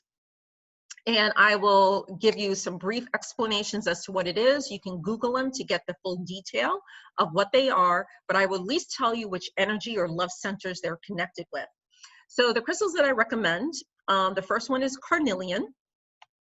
And if you're actually looking at the image that I have here on my crystal grid, the carnelian is that orange looking heart. I don't know if you can see the little hand going around it, but it's that heart shaped orange looking heart with the black dot in it. That is what carnelian looks like, all right, that color. And carnelian is in alignment with your second chakra, and it really helps you tapping into your passion, your purpose, and being sassy and sexy and feeling juicy, all right? So if you need a little bit more of that, make carnelian part of it. Citrine is a yellow crystal, okay? So citrine is that heart-shaped crystal. So if you look on the outside, is the heart-shaped crystal that's in the bottom right corner of there. That is what citrine looks like. Citrine is to help you with confidence. It helps you with your willpower. It helps you with rejuvenating your personal strength. Now, citrine is connected with the third chakra, right? Which we're not covering here. You can Google that for more information, or talk to me separately and I can get into that a little bit more. Clear quartz, like clear quartz is all those crystals in here that look white, all right? So all these little strands, that is one variation of clear quartz. Clear quartz usually you can use clear quartz on any of the chakras, but for here specifically, your mind, all right? Your intuition and mind, that is a crystal because it helps with clarity. Clear quartz, it helps with clearing things out, clarity of mind, so clear thinking, clear heart, clear emotions, all of that. And also clear quartz also does help to keep you centered as well, all right? So that's what clear quartz does. Rose quartz. Rose quartz are all of the pink crystals you see here. Those are rose quartz, and those are tumble stones, right? So rose quartz is for the heart chakra, right? And rose quartz helps you with unconditional love, being compassionate. We can use a whole lot of compassion right now in this world. So for compassion, right? For self-love, for unconditional love, that is what rose quartz will help with. And then hematite, I don't have hematite on in this picture, but hematite, I'm not even wearing it right now, but hematite, it is attuned with your root chakra, and which is your first chakra. But hematite is for grounding and for absorbing negative energy. That is what hematite does. It helps keep you grounded and helps absorb negative energy, right? And hematite looks like silver, and it looks like a magnet almost, right? It looks like that because it also has magnetic properties that's in it. So what happens is those are the crystals that I recommend if you're going to be getting either bracelets, or if you're going to be doing a mojo bag, or if you're going to be doing a crystal grid, to help you with your self-love, to help you tap into your sassy radiance, and help you with your wooing and your schmoozing, all right? So for those of you, let me also teach you how to do this. when you're working with crystals, you just don't take a crystal and then you slap on the bracelet or you put it on your crystal grid. There are 3 things you have to do first. The first thing is you have to cleanse them. The reason why you cleanse them is you want to clear them of other people's energy. The easiest way to do that, in your own kitchen, take some water and put some salt in it. And put some salt in the water, just like if you were to go to the dentist and they want you to gargle with warm salt water, do the same thing. And what you do is you put the crystal in that salt water to cleanse it from other people's energy. And you can say something like, I clear this crystal of anybody else's energy. Poof, just like that. The next thing you do with crystals, you have to power them up, right? You got to give them fuel. You have to give them, oxygen and stuff like that. The traditional way of doing it is like setting it out in the sunlight or the moonlight. Well, in modern times, that's not always practical. So what you can do is take a candle or a lighter and hold, here's like one crystal that I use, that I hold on to. I rub it to keep me grounded. So a way that you would use with the crystal, say here's the candle flame, just hold the crystal over the candle flame so that it can warm up. And many times what I do is with the power of the sun, power up, power up. That's what I use. That's what I say to power my crystals with the energy of the sun and the heat of the sun. Because think of it this way. Before you were to get going, so you're being intimate with a man. Are you going to go from 0 to 60? No, you'll be cold as ice. You want a man to warm you up so you can be in that juicy experience or that juicy feeling to experience more. You're doing the same thing, ladies, with the crystals. You're doing the same thing that you want a man to do with you. So you warm it up and you power it up. And then the last part is you program the crystal. What programming it is what do you want it to do? Just say what you want it to do. So for example, since these crystals here are for self-love, for wooing, making you feeling juicy and more passionate about yourself, you can hold the crystal in your hand. You can do it in prayer. You can do however you want, meditative pose, whatever that may be. Just hold it in your open palm. And you can even say something like, I program, and you can use the name of your creator, whoever that is, or if you don't have one, you don't have to use that as well, right? But I usually say, universe, spirit, goddess, right? So I say, I program this with the energy of the universe to reinforce and help me with my self-love, to make me help me feel amazing about myself, to aid in my healing process.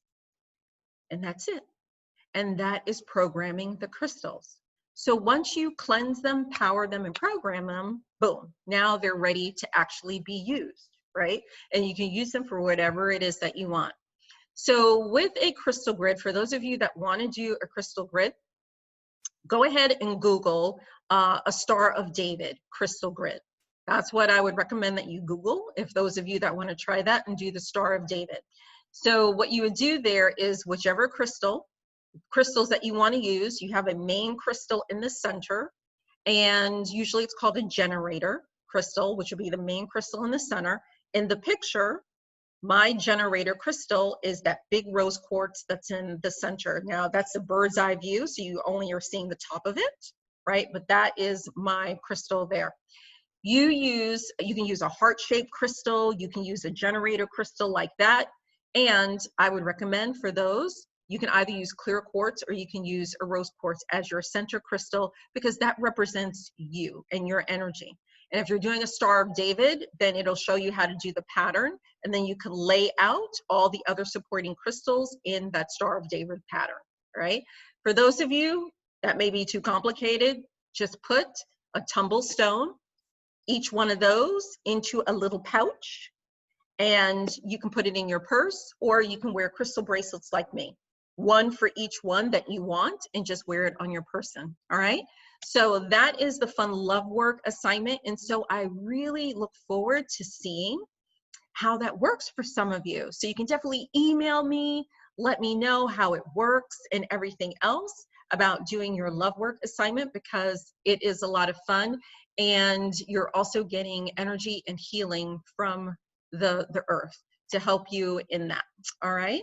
So what I'm going to do now is I'm going to open it up for laser coaching and for Q&A. So here's where I am going to be looking at chat to see. So just like we did last week, if you want to ask me, and you know, if you just want to talk versus putting it in chat, just go ahead and unmute yourself. And even before we even get there, for any of you that are interested in learning more and to see whether the Love Goddess group program is going to be a good fit for you, because the group program starts on August 18th. And this 4-part training series that I've been doing is giving you a nibble of each thing. So even what I did here in wooing and schmoozing, I gave you the tip of the iceberg. And in the training, you get the rest of the iceberg and things of that nature. So if you are interested in talking with me more about the group, in the chat function, and you can do it privately, so it comes just to me, put right in there Vixen, right? And today it didn't do it this way. Like last week, there were a lot of people that were coming underneath my name for some reason. So just in case, if you're in Zoom and it's showing my name for you by mistake, when you put in Vixen, make sure you put in your name so I can know who it is and I can look on the registration. And one of the reasons I want you to do this privately is I would like for you to also include your phone number, because here's what happens. When I send out stuff to organize for us to chat, depending on how your email service is, it may not go directly into your inbox. It may go into one of your other things. So many times what I have to do is, you know, text people, hey, check your email because I sent the thing so we can chat.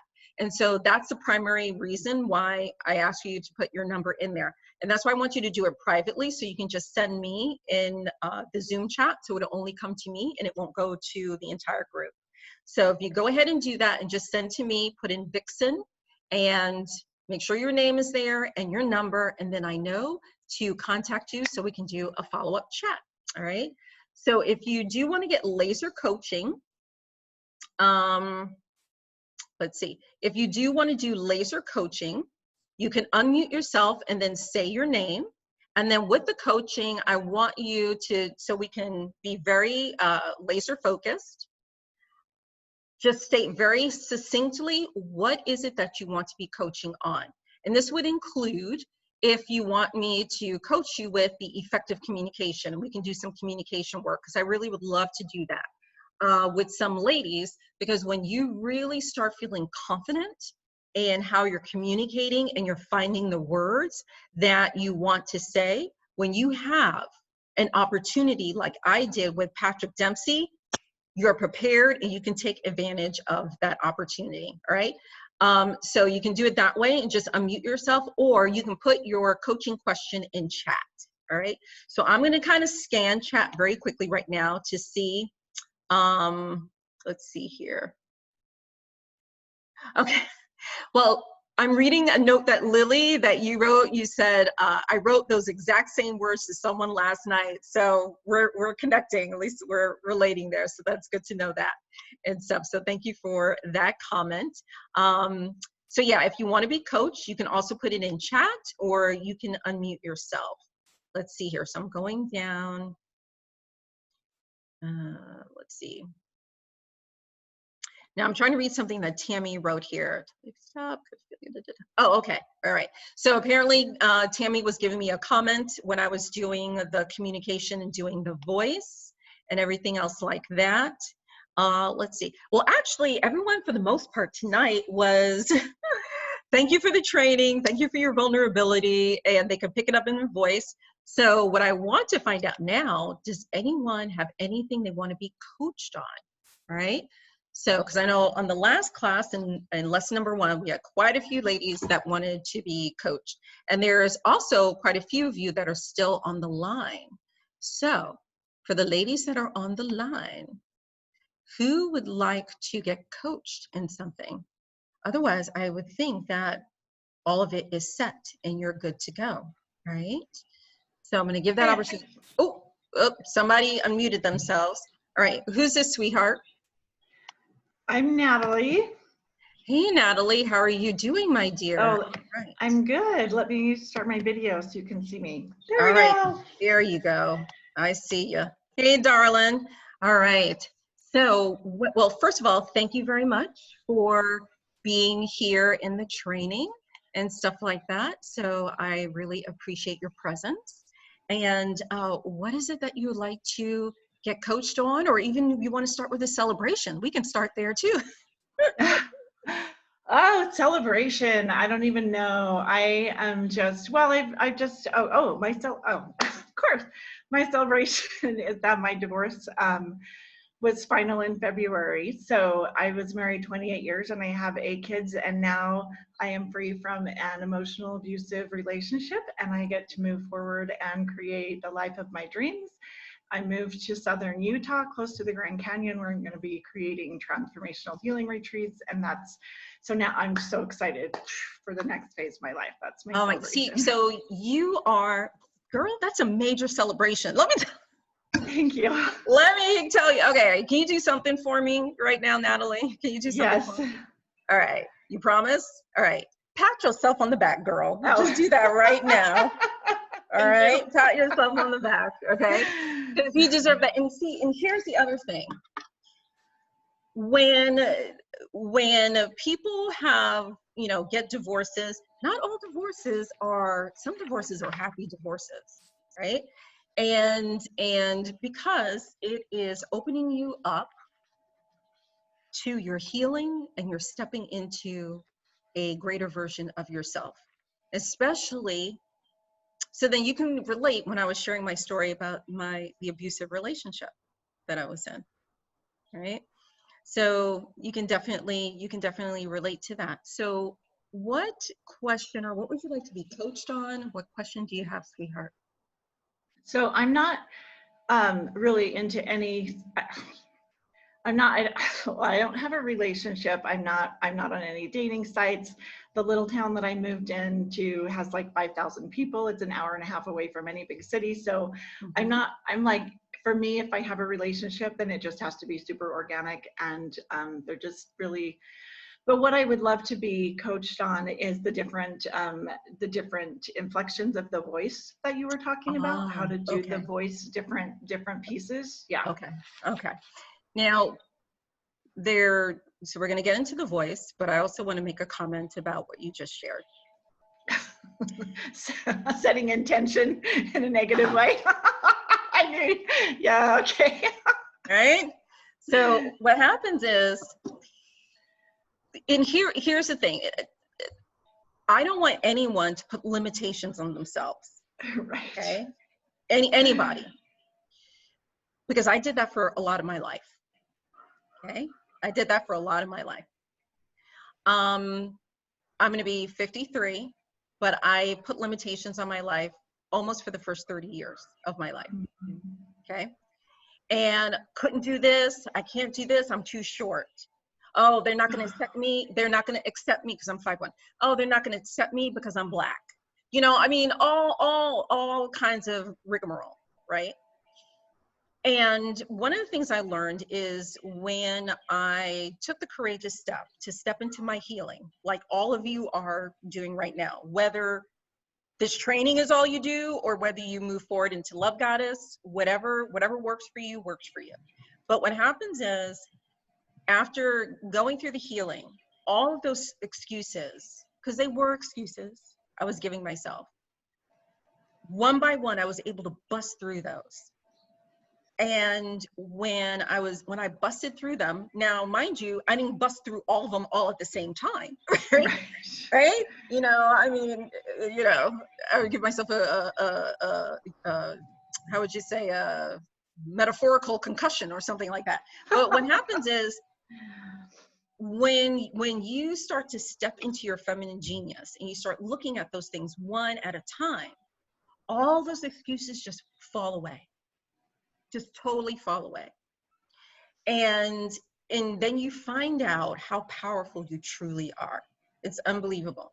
So even though, like, especially, and I think Alex and I, he was like the French love, you know, how, some of you saw the interview, the thing that Alex and I did. I'm actually bringing him back on, and I'm going to be interviewing him. And I think we're going to be talking about a little bit about the dating in the modern age of COVID, right? And stuff like that, because we all tell people, you know, with COVID, there's going to be a lot of COVID babies and a lot of COVID divorces and stuff like that. So, but when it comes to dating, and this is what I want all of you to hold on to, this actually is a good time to also get to know, because guess what? One of the things that women complain about a lot when they're dating is how quickly men want to move to sex. They're grabby, feely, all this other stuff. Well, guess what? Social distancing, that ain't happening, right? And things of that nature. So it alleviates that. So you really are able to get to know people for who they are. Because then here's the other thing. Knowing with social distancing, and you don't have, oh my God, is he going to try to make it, relaxes you. So your mind is not going in that crazy place, right? Here's the other thing.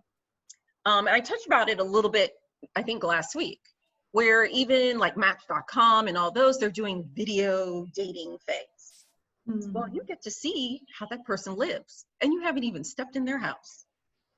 So these are all the things of how to make lemonade out of lemons, because here it's like we can't sequester ourselves, right? Like I have a blood condition, so that's why I've been kind of really cautious when I go out. I actually double mask myself because I can't stay sequestered in my house for the rest of my life, right? So it's the same thing when it comes to dating. We just are having to do it in a different way. And then look at how you can turn. And this is what you learn in Love Goddess. Actually, it's in module number 3, in confidence. You learn a specific skill about turning negative self-defeating thoughts into positive turnarounds, calling Vixen power, right? And so how you can do that so any negative thoughts are not leading your life. So I wanted to share that. So even though you are in Utah, in a town that's only 5,000 people, you still have the world as your oyster. At least right now, just the United States, because that's all we can travel. Right? That's all we can travel right now is within the United States, right? And things of that nature. So what happens is, don't have that as a limitation, okay? Okay. The other thing is all the skills that you would learn in Love Goddess. The reason why my clients have been able to also earn some money or make job transitions, going like from corporate to self-employment like I did, is when you're learning Love Goddess, I also teach you how to use those skills in your everyday life. So you would work it in the business that you're developing. You'd work it in your job, whatever you're doing right now. You would work these skills and ability if you have to look for a new job, right?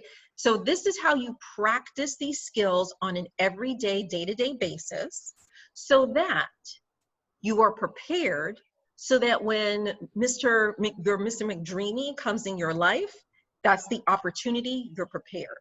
And that's the science, how it works for my clients, right? And this is how I direct them.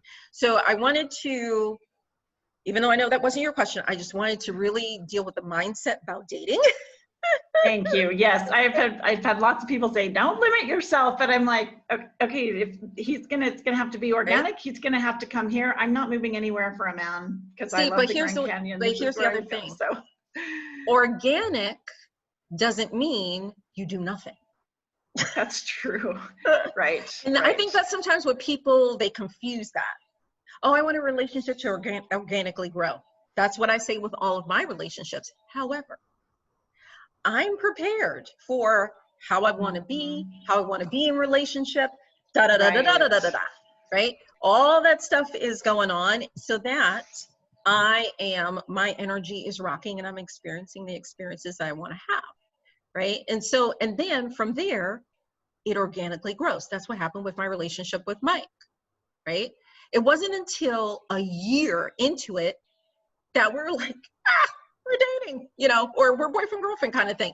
It's because we were always spending time. So we were focused on spending time and the connection that we have without really having to define what it is and stuff, right? So that's another example of it being organic.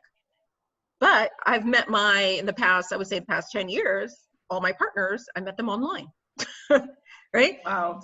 Right. So what happens is, this is why I say, don't poo-poo online dating. There's a right way to do it, and there's a not right way to do it. Right? So then with online, so Yes. there's a difference between online local and online distance, because the closest even, you know, possibilities are at least an hour and a half away or 3 hours away. You know, an hour and a half away for one little town, or Vegas is 3 hours away from me. So let me show you something. You said Utah, right?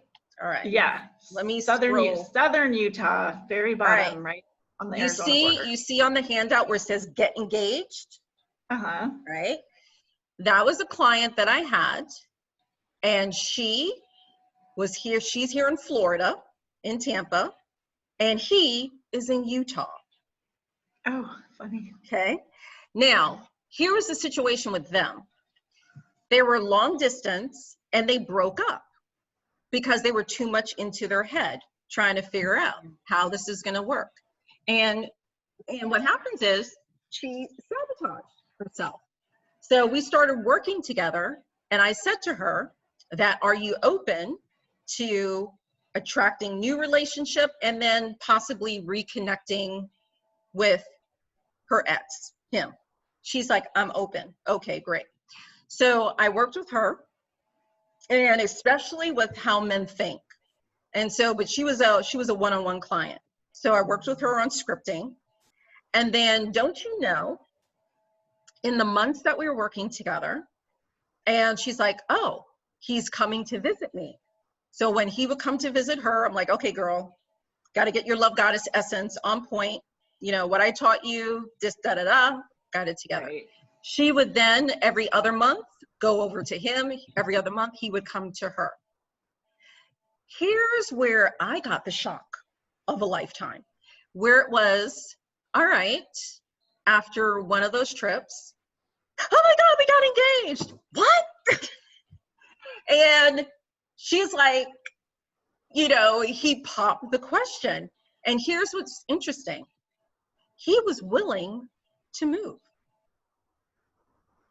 but she preferred over there. She preferred Utah, right? And she has a daughter. So here's the other thing. And her daughter is, you know, she's not a young little girl. Her daughter is like middle school age. Okay. So all of that got taken into consideration. Right. And so here was a situation. It was her ex. So that's one thing, an ex-boyfriend. Could I get him back, right? 2, it was long distance. She was Florida, he was in Utah, right? 3, she knew she was sabotaging herself. We cleaned all that stuff up, bam, they got engaged. It was like 11-month journey for her. The two of us, we were working together, and she got engaged. But what happened is the way in which that all happened, it was also organic, because that was the shock of a lifetime, right? And things of that nature. So I said to her, well, since she's going to be going out to Utah, it's like, if I find myself on that end of the world, you know, then I can come to the wedding and things of that nature, because I've been invited to several of my clients. And so I wanted to say that because it's kind of ironic. You're also in Utah, just like he is. You just mentioned long distance relationship, right? Right. So I'm like, okay, that was her situation. So the reason why I'm saying that is to remove all excuses. Okay. Just because what happens is, just know what you want and let the universe take care of the how. Right. Okay. Right? Yeah. You just have to be clear on what it is that you desire to experience, and let the universe figure out how. Because if she tried to manipulate this, they wouldn't have gotten engaged. Right. That makes sense. Because she would still be in sabotaging behavior and stuff like that. So, you know, that's literally, that's why I wanted to share that, because I wanted to see how you can see yourself in that story. Okay. Thank you. Yeah, that's good. Validating. And it's just open up the possibilities. Just be open, and that's a feminine strength. Be open to receive. Okay, don't cancel yourself out before you even start. So in terms of the voice, all right. When doing the specific training, I mean, like when I was getting trained with the voice training, I had headphones on. I had to go to the production studio in school, college. I had to do it 3 days a week for an hour and a half every single time. Wow. We'd listen to the voice and repeat, and then they recorded what we were saying 3 times. So when we do the training in Love Goddess, this is why I said it's not going to be intense like that. And I was listening to a boring, drab voice, which is not what you're going to be doing. So when specifically with the voice, you wanted to know about doing the tones and the inflections and yeah, I can't find it in my note, but going from the one to the other that you talked about, yeah.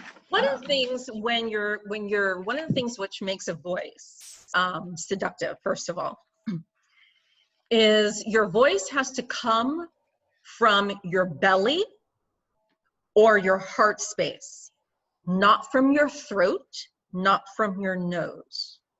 Okay? When your voice is coming from your belly or it's coming from your heart space, your voice actually gets deeper, right? Oh. And that is what allows you to go, right? It allows you to go deeper with your voice. That also is where you get the silkiness. So even listen to how I'm talking to you right now, right? Yeah. Listen to how I'm talking to you right now. So what happens is the voice gets a little bit deeper. My pace also is a little bit slower, right? My words are a little bit deliberate. And when you're doing your seductive voice, you also put what's called a tail on it. A tail is when a word or a letter lingers, right?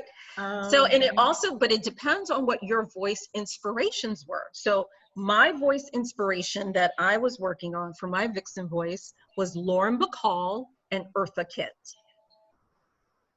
2 totally different voices. 2 totally different voices. But those are the 2 voices that were my inspiration for various reasons. Anybody who, if you're not familiar with who Eartha Kitt is, Eartha Kitt was one of Catwoman in the series, in the Batman series in the 70s, and stuff like that.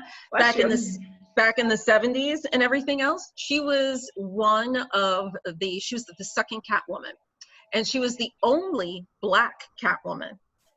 And one of the things with Eartha Kitt, talk about oozing seduction. Her voice is what got her that part. So if you listen to her, she talks like, and that would be an example of a tail, right? So any words, right? And so I had to also channel my Latin ancestry. Any words that are with like an S or a C or an R, those are words that can have a tail. Those are letters that can have a tail to them. So anything like that, you would then accentuate, right? And you would just accentuate that word. And so anything like that, but it has to fit within the word that you're doing. And so this is all the stuff that you kind of learn to really put together your voice. But the first thing is your voice has to come from your belly or your chest, okay? Not from here, not from your nose, not from your throat, because when it comes from up here, that's when your pitch is higher. When you have a higher pitch in your voice, okay? Men hate that. Right. They want to cringe and stuff. They can't even listen to what it is that you're saying. The other thing they can't stand is the Minnie Mouse voice. Oh my Lord. They can't stand that. The Minnie Mouse voice drives them freaking insane, okay? So they like those deeper voices because they're more primal. That is why, okay? Oh, yeah. They're more primal. So when you are, just like and this is what I said, this is why when I did that voice demo, I just read the handout. So that you, Right. just to show you, you don't need to be reading a romance novel in order to have a sexy or sassy voice. So when I was in corporate, why do you think they would want me to do presentations? Oh my God, right? I was in marketing and all this other stuff. I was in PowerPoint hell and I had to do presentations all the time. So what happened was you learn in terms of projecting. And then the other thing with all of that, so where your voice comes from, understanding how to use the words that are in the sentence that you want to say. And then here's the other thing with the voice, get into the feeling of it. Okay, get into the feeling of it. So when I talk, I also talk with my hands. Okay. Me too. Yeah. And I also talk with my hands, right?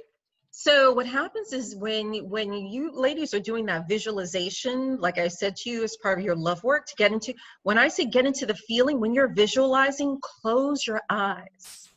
And if there's, then start just, and even in the training, start with like, ooh, ah, just to really get your body into feeling the sounds and the words to loosen you up. Okay. And because I do this part with the training. So I want you and I, we're going to do something here right now. All right. Okay. All right. We're going to do vowels. That's all we're going to do. Okay. A-E-I-O-U. That's all we're going to do. Okay. But we're going to do them two different ways. Okay. Okay. You're going to repeat each one after me.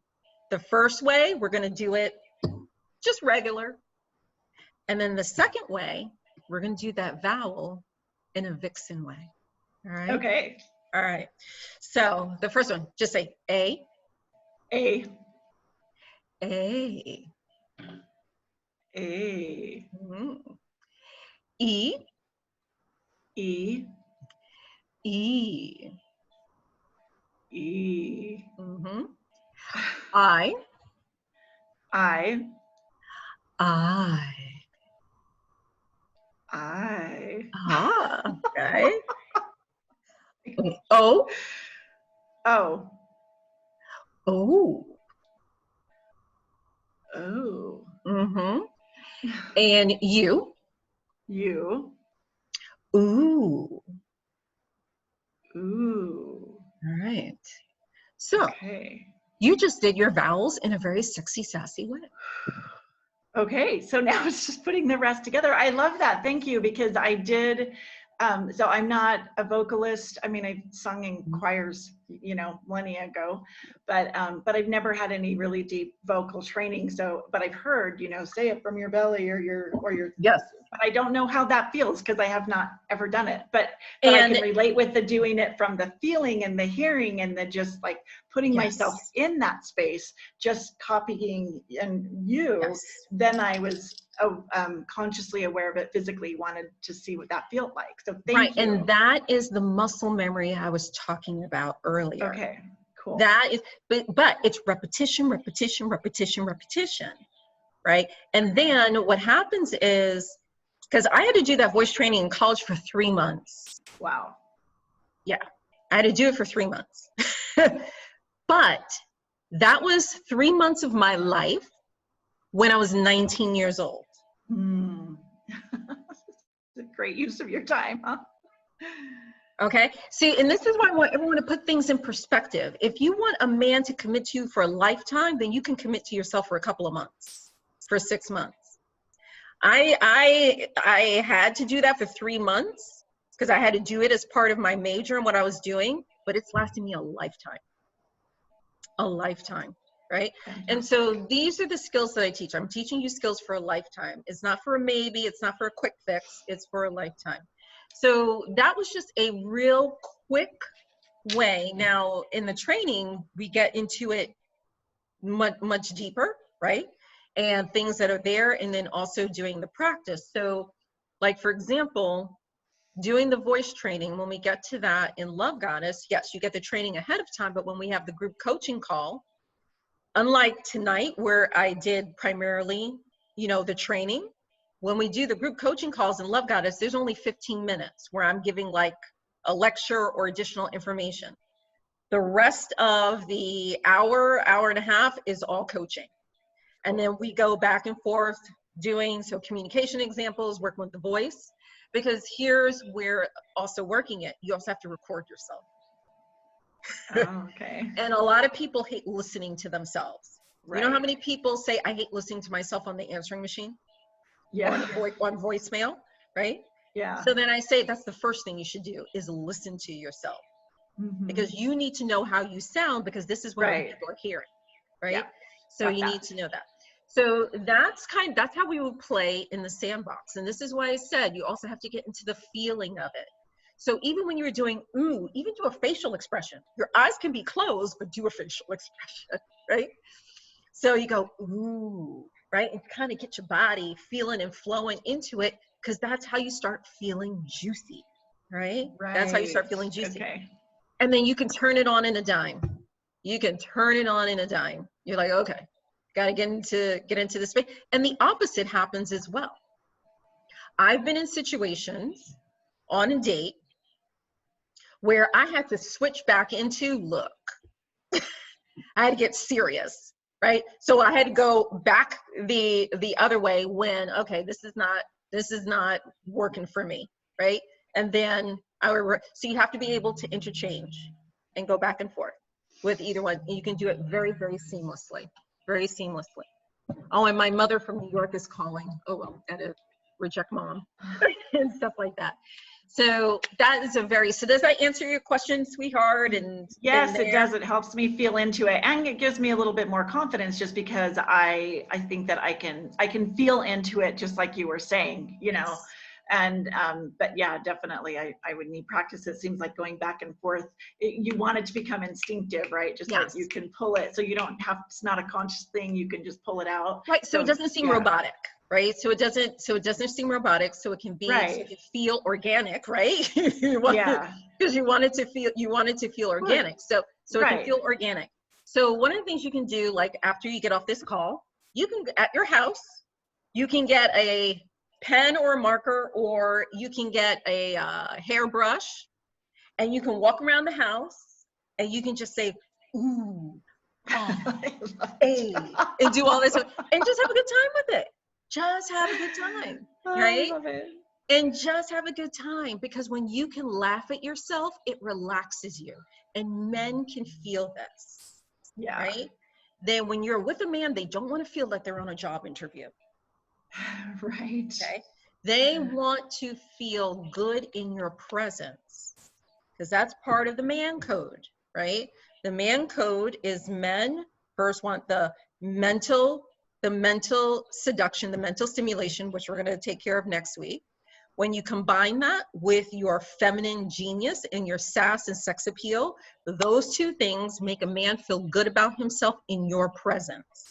And when a man feels good about himself in your presence, that is when he'll return for more and more, and it leads to the physical intimacy, which is him letting you into his world, his social circles, his work circles. He may make room for you in his bathroom. I always say that's the first place, you know, that he'll probably make room. And then it leads to the emotional connection, which is family and those real vulnerable and intimate things that he will show his woman, because you're his confidant, you're his queen, right? And that leads to the commitment, right? So here you're rocking the first two, very, very much so. So that's what you're going to be playing with. So when you're at home, just kind of around the house and do your thing, all right? Okay. Awesome. Do you think? All right, girl. Thank you so much. That's all right, absolutely girl. Delightful. All right, girl. So yes, and so if you want to do more about Love Goddess, just put in there Vixen, and then we can have a chat. All right. I see other people in chat now. Okay, hold on. I'm coming. Okay. Let's see here.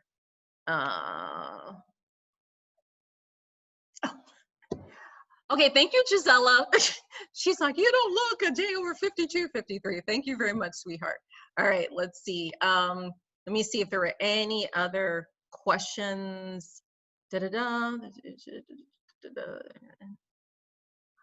All right. Oh, thank you very much, Grace. And The comment that Grace said was, you know, about my authenticity and things like that, and being a positive impact. You know, that is what the world is hungry for each of us to be authentic, for each of us to be in our authentic power. And because you can see what happens when we're not. You can see the people are angry at each other, mad at each other, lack of compassion, understanding, all that. But when you are your true authentic self and you're radiating from that, you know what it does? It gives other people permission to be their authentic selves as well. And that is when you can have those meaningful connected relationships and connections, and especially those that are meaningful in your life, right?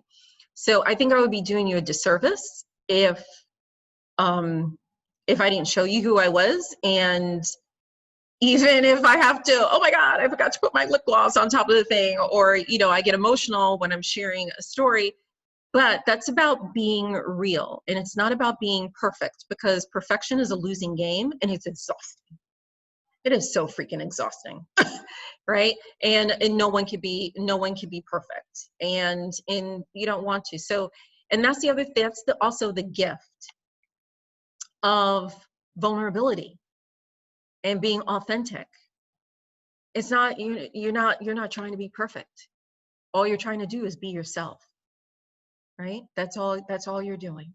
All right. So thank you so much for reflecting that as well, Grace. Amazing thing. All right. So here was a question. This is from Gisela. I want to know,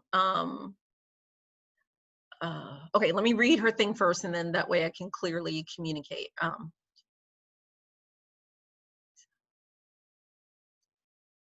Oh, okay, okay, all right. So it was a question as well as a comment. It was a question as well as a comment. And what Giselle wanted to know is, do we need to do this all the time as women, right? And needing to learn this so that we can get to the next level in relationships.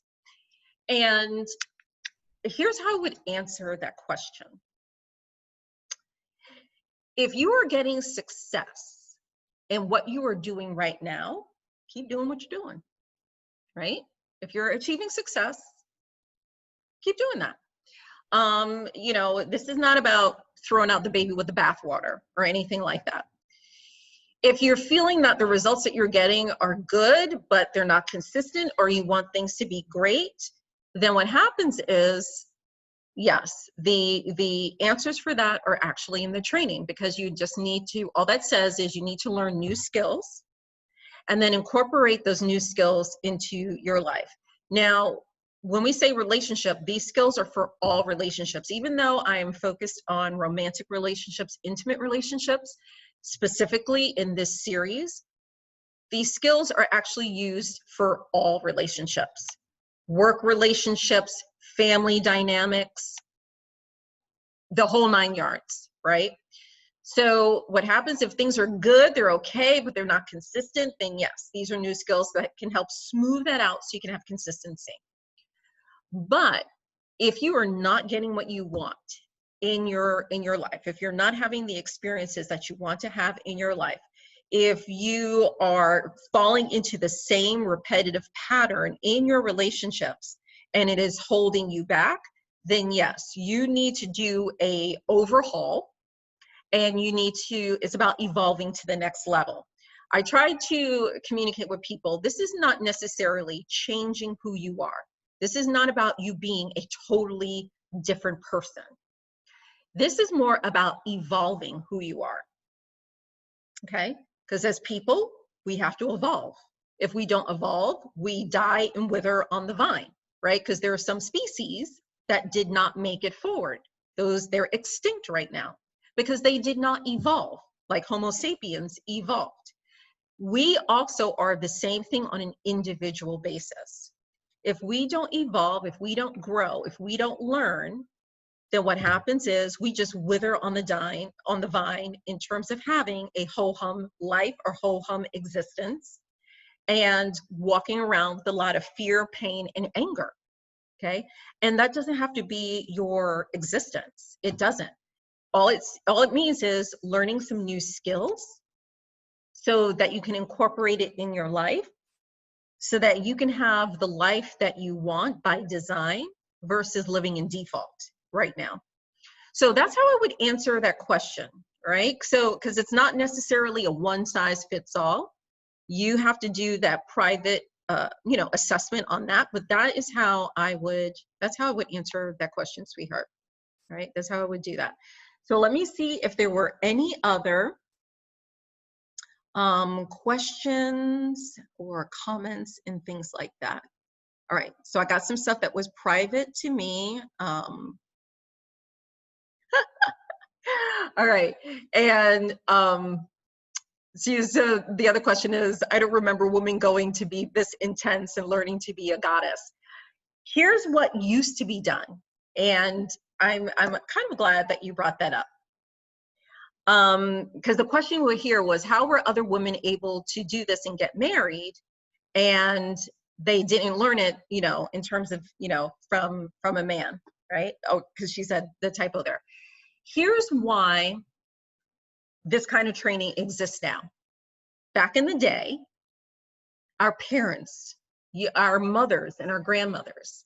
So like, for example, remember I told you I had that, my hot-tempered, my very serious Latina grandmother? Well, guess what my grandmother also did with me? She did poise training.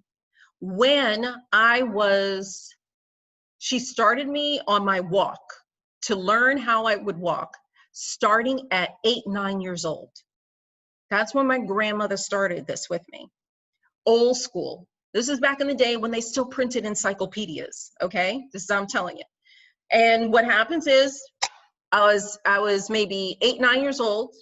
She put the encyclopedia on my head and walk. And I had to do that for a half hour every day until my grandmother said, okay, your walk is like a woman, how a woman should walk, right? And things of that nature. Then when I got older, she's like, okay, now you're old enough, here are the heels. Do the same thing now in your heels. And I would have to do it in my heels. My grandmother taught me this. That is something that is no longer happening. Mothers and grandmothers are no longer teaching this to their daughters. That was how it used to be, the old school way. It was passed down in family.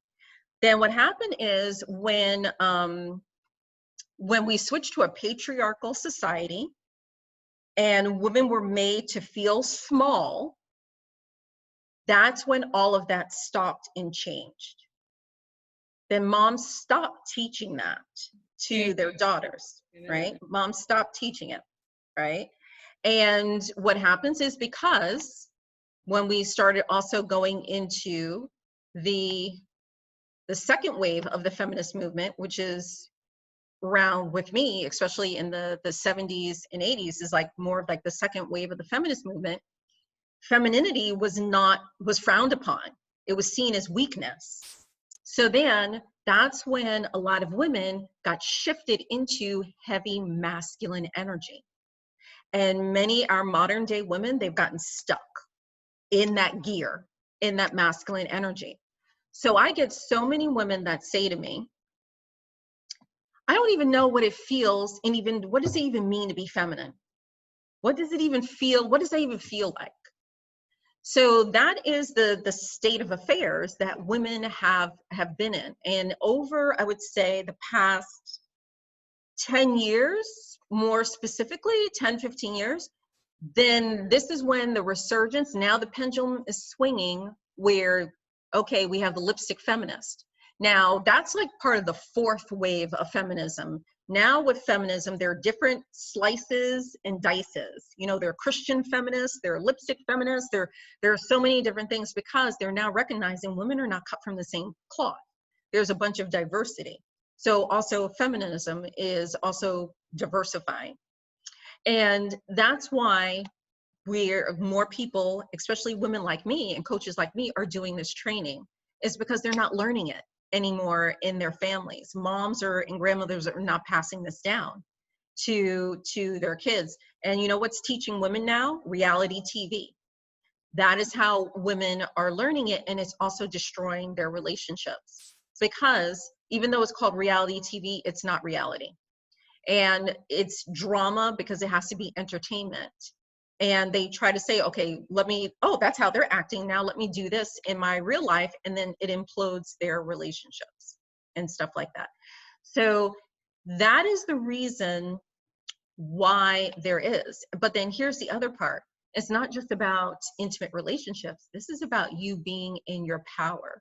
So that when you are owning your business, like I do, or you're in corporate and you want to get a different position or whatever it is that you want to do, that people are taking you seriously. That when you speak, you're being treated fairly, you're being paid the same amount, and you are showing up and you're doing it like a woman in your feminine genius. So that's the other benefit and stuff with Love Goddess, right? And so one of my clients there, you can see on the screen, which is like a $50,000 pay increase. Actually, she was my client that lives in Australia. She's my Australian client, Jane. And she contacted me this weekend to see how I was doing with COVID.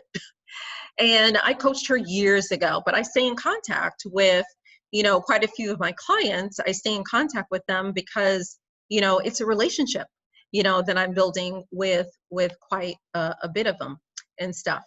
But that's how Love Goddess, what's one of the things Love Goddess did in her life. It got her a $50,000 pay increase. So she went from earning $75,000 a year to, I think, 125, if I do my math right. She went to $125,000 a year. So that's what the coaching did for her and stuff like that. And one of the things she told me this weekend in her email was that she's ready to launch her own business, right? So that's something that her and I, we had talked about it back then, but I know there was a lot of nurturing that she still needed to do with it. And she told me this weekend in her email that she was ready to get it going and stuff like that. So that's what the training also does as well. Okay, now a lot of people have new messages on here, so let me keep going. So I want to answer that. Gisela, hopefully that answers your question there. It's all about evolving and stuff like that. Okay, so Doreen was headed to yoga, and so she dropped off, and I'm trying to look through the questions so I can see who has questions. Okay, so some person also said that where she lives, masks are required. And where I am, I'm in Orlando, Florida. Even though the state is not, the city does have the mandate about wearing masks. And even in the age of COVID, you can still be in your Vixen essence. So what happens is I had gotten several masks that were made for me that can match primarily what I would wear. So I got a black sparkly one made, a blue one, and then a one funny one that has all these butterflies on it. What I also did, I said, you know what, just because we can still play it safe and still be sexy. So like when I'm teaching my oral arch training to the ladies, I teach ladies how to put this is not G-rated here, but I teach ladies how to put a condom on with their mouth, right? And so I tell them, I said, yeah, because you want to make safe sex sexy. It's the same thing with COVID. You can still make it sexy. So it's all about, lips are one of my trademark qualities. Because we have to wear masks, I'm not doing lipstick as much. So instead, I'm accentuating my eyes because that's what you can see from the mask, right? You can see the eyes, but you can't see my lips. So I'm accentuating my eyes. And so because of this, it's even that much more important that you have good eye contact with people. And then because you're going to be speaking through your eyes, they're not going to be seeing you smile behind a mask, right? So that's how you can do it. The other thing is I went and ordered some black gloves, right? And I also got myself a black parasol. Actually, that was gifted to me. It was a holiday gift. I got a black parasol. So these are all ways. And then when I travel, because I'm going to be going to California over in the fall, I got some protective goggles, the clear goggles. You can get them on Amazon, and they have some that have different colors on the side. So I got a variety pack. So I have the goggles on so they can still see my eyes, but it can match with what I'm wearing, right? So if I'm wearing black, I can wear the ones with the black thing. If I'm wearing red, I can wear the ones with the red. So these are all ways, just like I was sharing earlier about how you can leverage, you can still date even with the change. This is still how you can still be sassy, sexy, and protected all at the same time, right? All at the same time. So that's another thing I want you to, you know, take that out as a barrier that's holding you back, because we do a lot of this in Love Goddess, a whole lot of mindset work, right? I want you to take it out, and here is to look at the possibility and, ooh, how can you do this? How can you enhance it?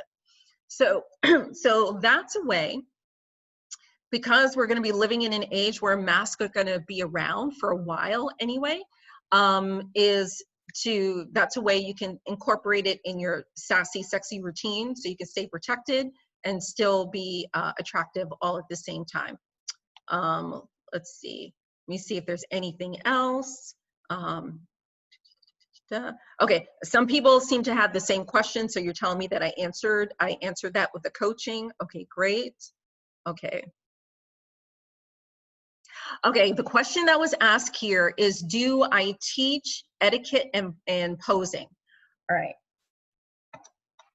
Yes, to a point. When we get into the art of flirting, that is where I teach you about poise, because I teach you how to stand. And when I say I teach you how to stand, I show you how to stand if you're in the office and you're standing at the office, and then how you would do it if you're in a social and a romantic way, because there are different ways. So there are different poses, different ways you use your hand, different ways you have your legs, the whole entire 9 yards, even sitting down.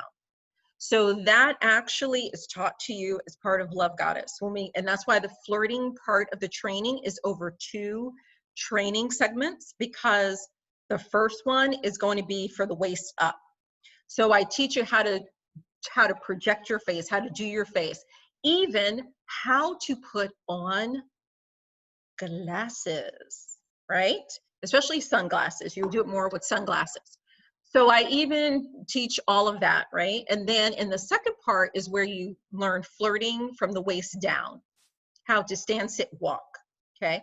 Then there's also part of the flirting training is working with flirting props, all right? How to work with glasses, how to flirt holding a straw or a cup, and all those different things, so that when you are having lunch with someone or you're having dinner with someone, and here's this, with one of the admirers that I have, we do dinner dates via Zoom. And I just had one on Friday.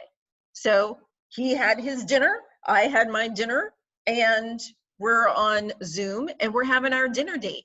And we're talking and we're laughing and we're having a good time. And, you know, he's a good friend of mine, and we're talking, having a good time.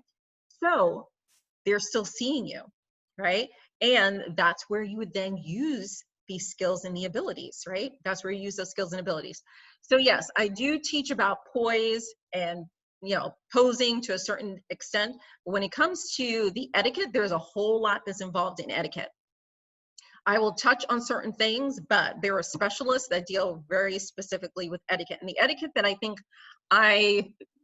or you may be referring to, and this is where you have to get clarity. Like, for example, there's etiquette around when you're eating. Which fork or spoon to use first, right? Which things, like, so that's also part of etiquette as well. The other thing about etiquette is, like, for example, a man opens doors for you, okay? He opens your door, he opens your car door. And so when I do in the flirting about actually getting into a car, you won't see me get into an actual car per se, but I show you the motion of how it is to get into a car when a person opens the door, your man opens the door, and then how you would get in the sassy way in order to do that. So all of that is actually covered in the flirting section of to answer that question in the training, right? Let's see here. Yes, and a lot of things did change with feminism, and because that was another comment, it changed with feminism, which is true. And but it was one of the unintended consequences of the feminist movement.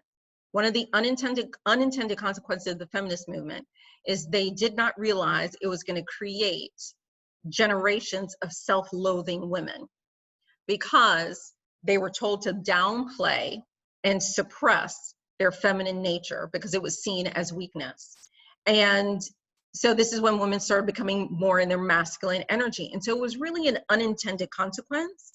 And but there was the realization of what that was, and this is why that was the second wave of feminism. We're like in the fourth or fifth wave of feminism, right? And there are different waves, and this is how come they've had some different flavors and colors, because it's now realized, we actually shortchanged ourselves. We still need to fight for equality in so many different ways, right? We still need to do that because there's a ton of sexism, just like there's racism, there's sexism that's out there. However, we can still be in that, be that champion, but still be in our feminine power as we're doing it. We don't have to lose that aspect of ourselves. And so that's about reconnecting there. All right. Let's see here. So I'm gonna keep going with some of the questions. Go down. I think I got all of that. Okay, here's the last one, I think, from Lily. The first part is men online don't want to do a Zoom date. My friends too. I have plenty of okay. All right, so here's what I would say to that, because also that's one of Mike's issues. He will talk on the phone, but not even with his sister or his family in Germany will he get on a Zoom thing and stuff. There are people that are like that, but here's what I would say to that, especially now. It's not an issue with myself and Mike because I know him, but if you are getting to know someone brand new for the very first time, those are red flags. I'm just saying, okay? Because what happens is they're hiding. If they don't even want to get on a Zoom date, that usually is an indicator, especially if you're on a dating site. That is an indicator they're hiding something. They don't want you to see their authenticity, okay? So when you're in situations like that, you keep on going. You just keep passing by. And because they're not going to be a right fit. And especially when they're social distancing, and especially since we have all of these increased challenges that are there, not wanting to present themselves on Zoom is another barrier. So what happens is they're not making it easy for you to connect with them. So it's somebody that don't even waste your time, especially if it's someone that's brand new and you're trying to get to know them. Don't even waste your time. It will be a struggle from day forward. Just like when you're online, and I have a very different philosophy about online dating when I'm working with my ladies. I always say your online profile is the last thing you do, not the first thing that you do. You first have to get your energy and you have to get your house in order first and get your energy straight. Allow yourself to be in your maximum power and goodness, because whatever energy you have in your day-to-day life is the same energy that you're carrying online. So if you had a hard time attracting people just face-to-face, you're going to attract the same type of garbage online, right? Just more of it, because it's just, you get a lot of choices. And here's my attitude about online, because I'm a proponent of online dating, because I've been quite successful with doing it. And so I really can, teach ladies how you can be successful in that. But the other thing is, my attitude about online dating, it is window shopping. That literally is my attitude. It's like window shopping. And I am putting in my order to the universe of, this is the kind of man that I would desire, and stuff like that. Now, I haven't been on the online dating thing. It's been, I don't know, couple of years. I mean, I still have a profile, but I haven't really worked it, but I'm going to be reinvigorating it and all this other stuff because I'm focusing on me right now. But that's what I would say. If they don't want to do the online dating thing, you just keep on going, because there are going to be many more that will. And that is something you can also even put in your profile.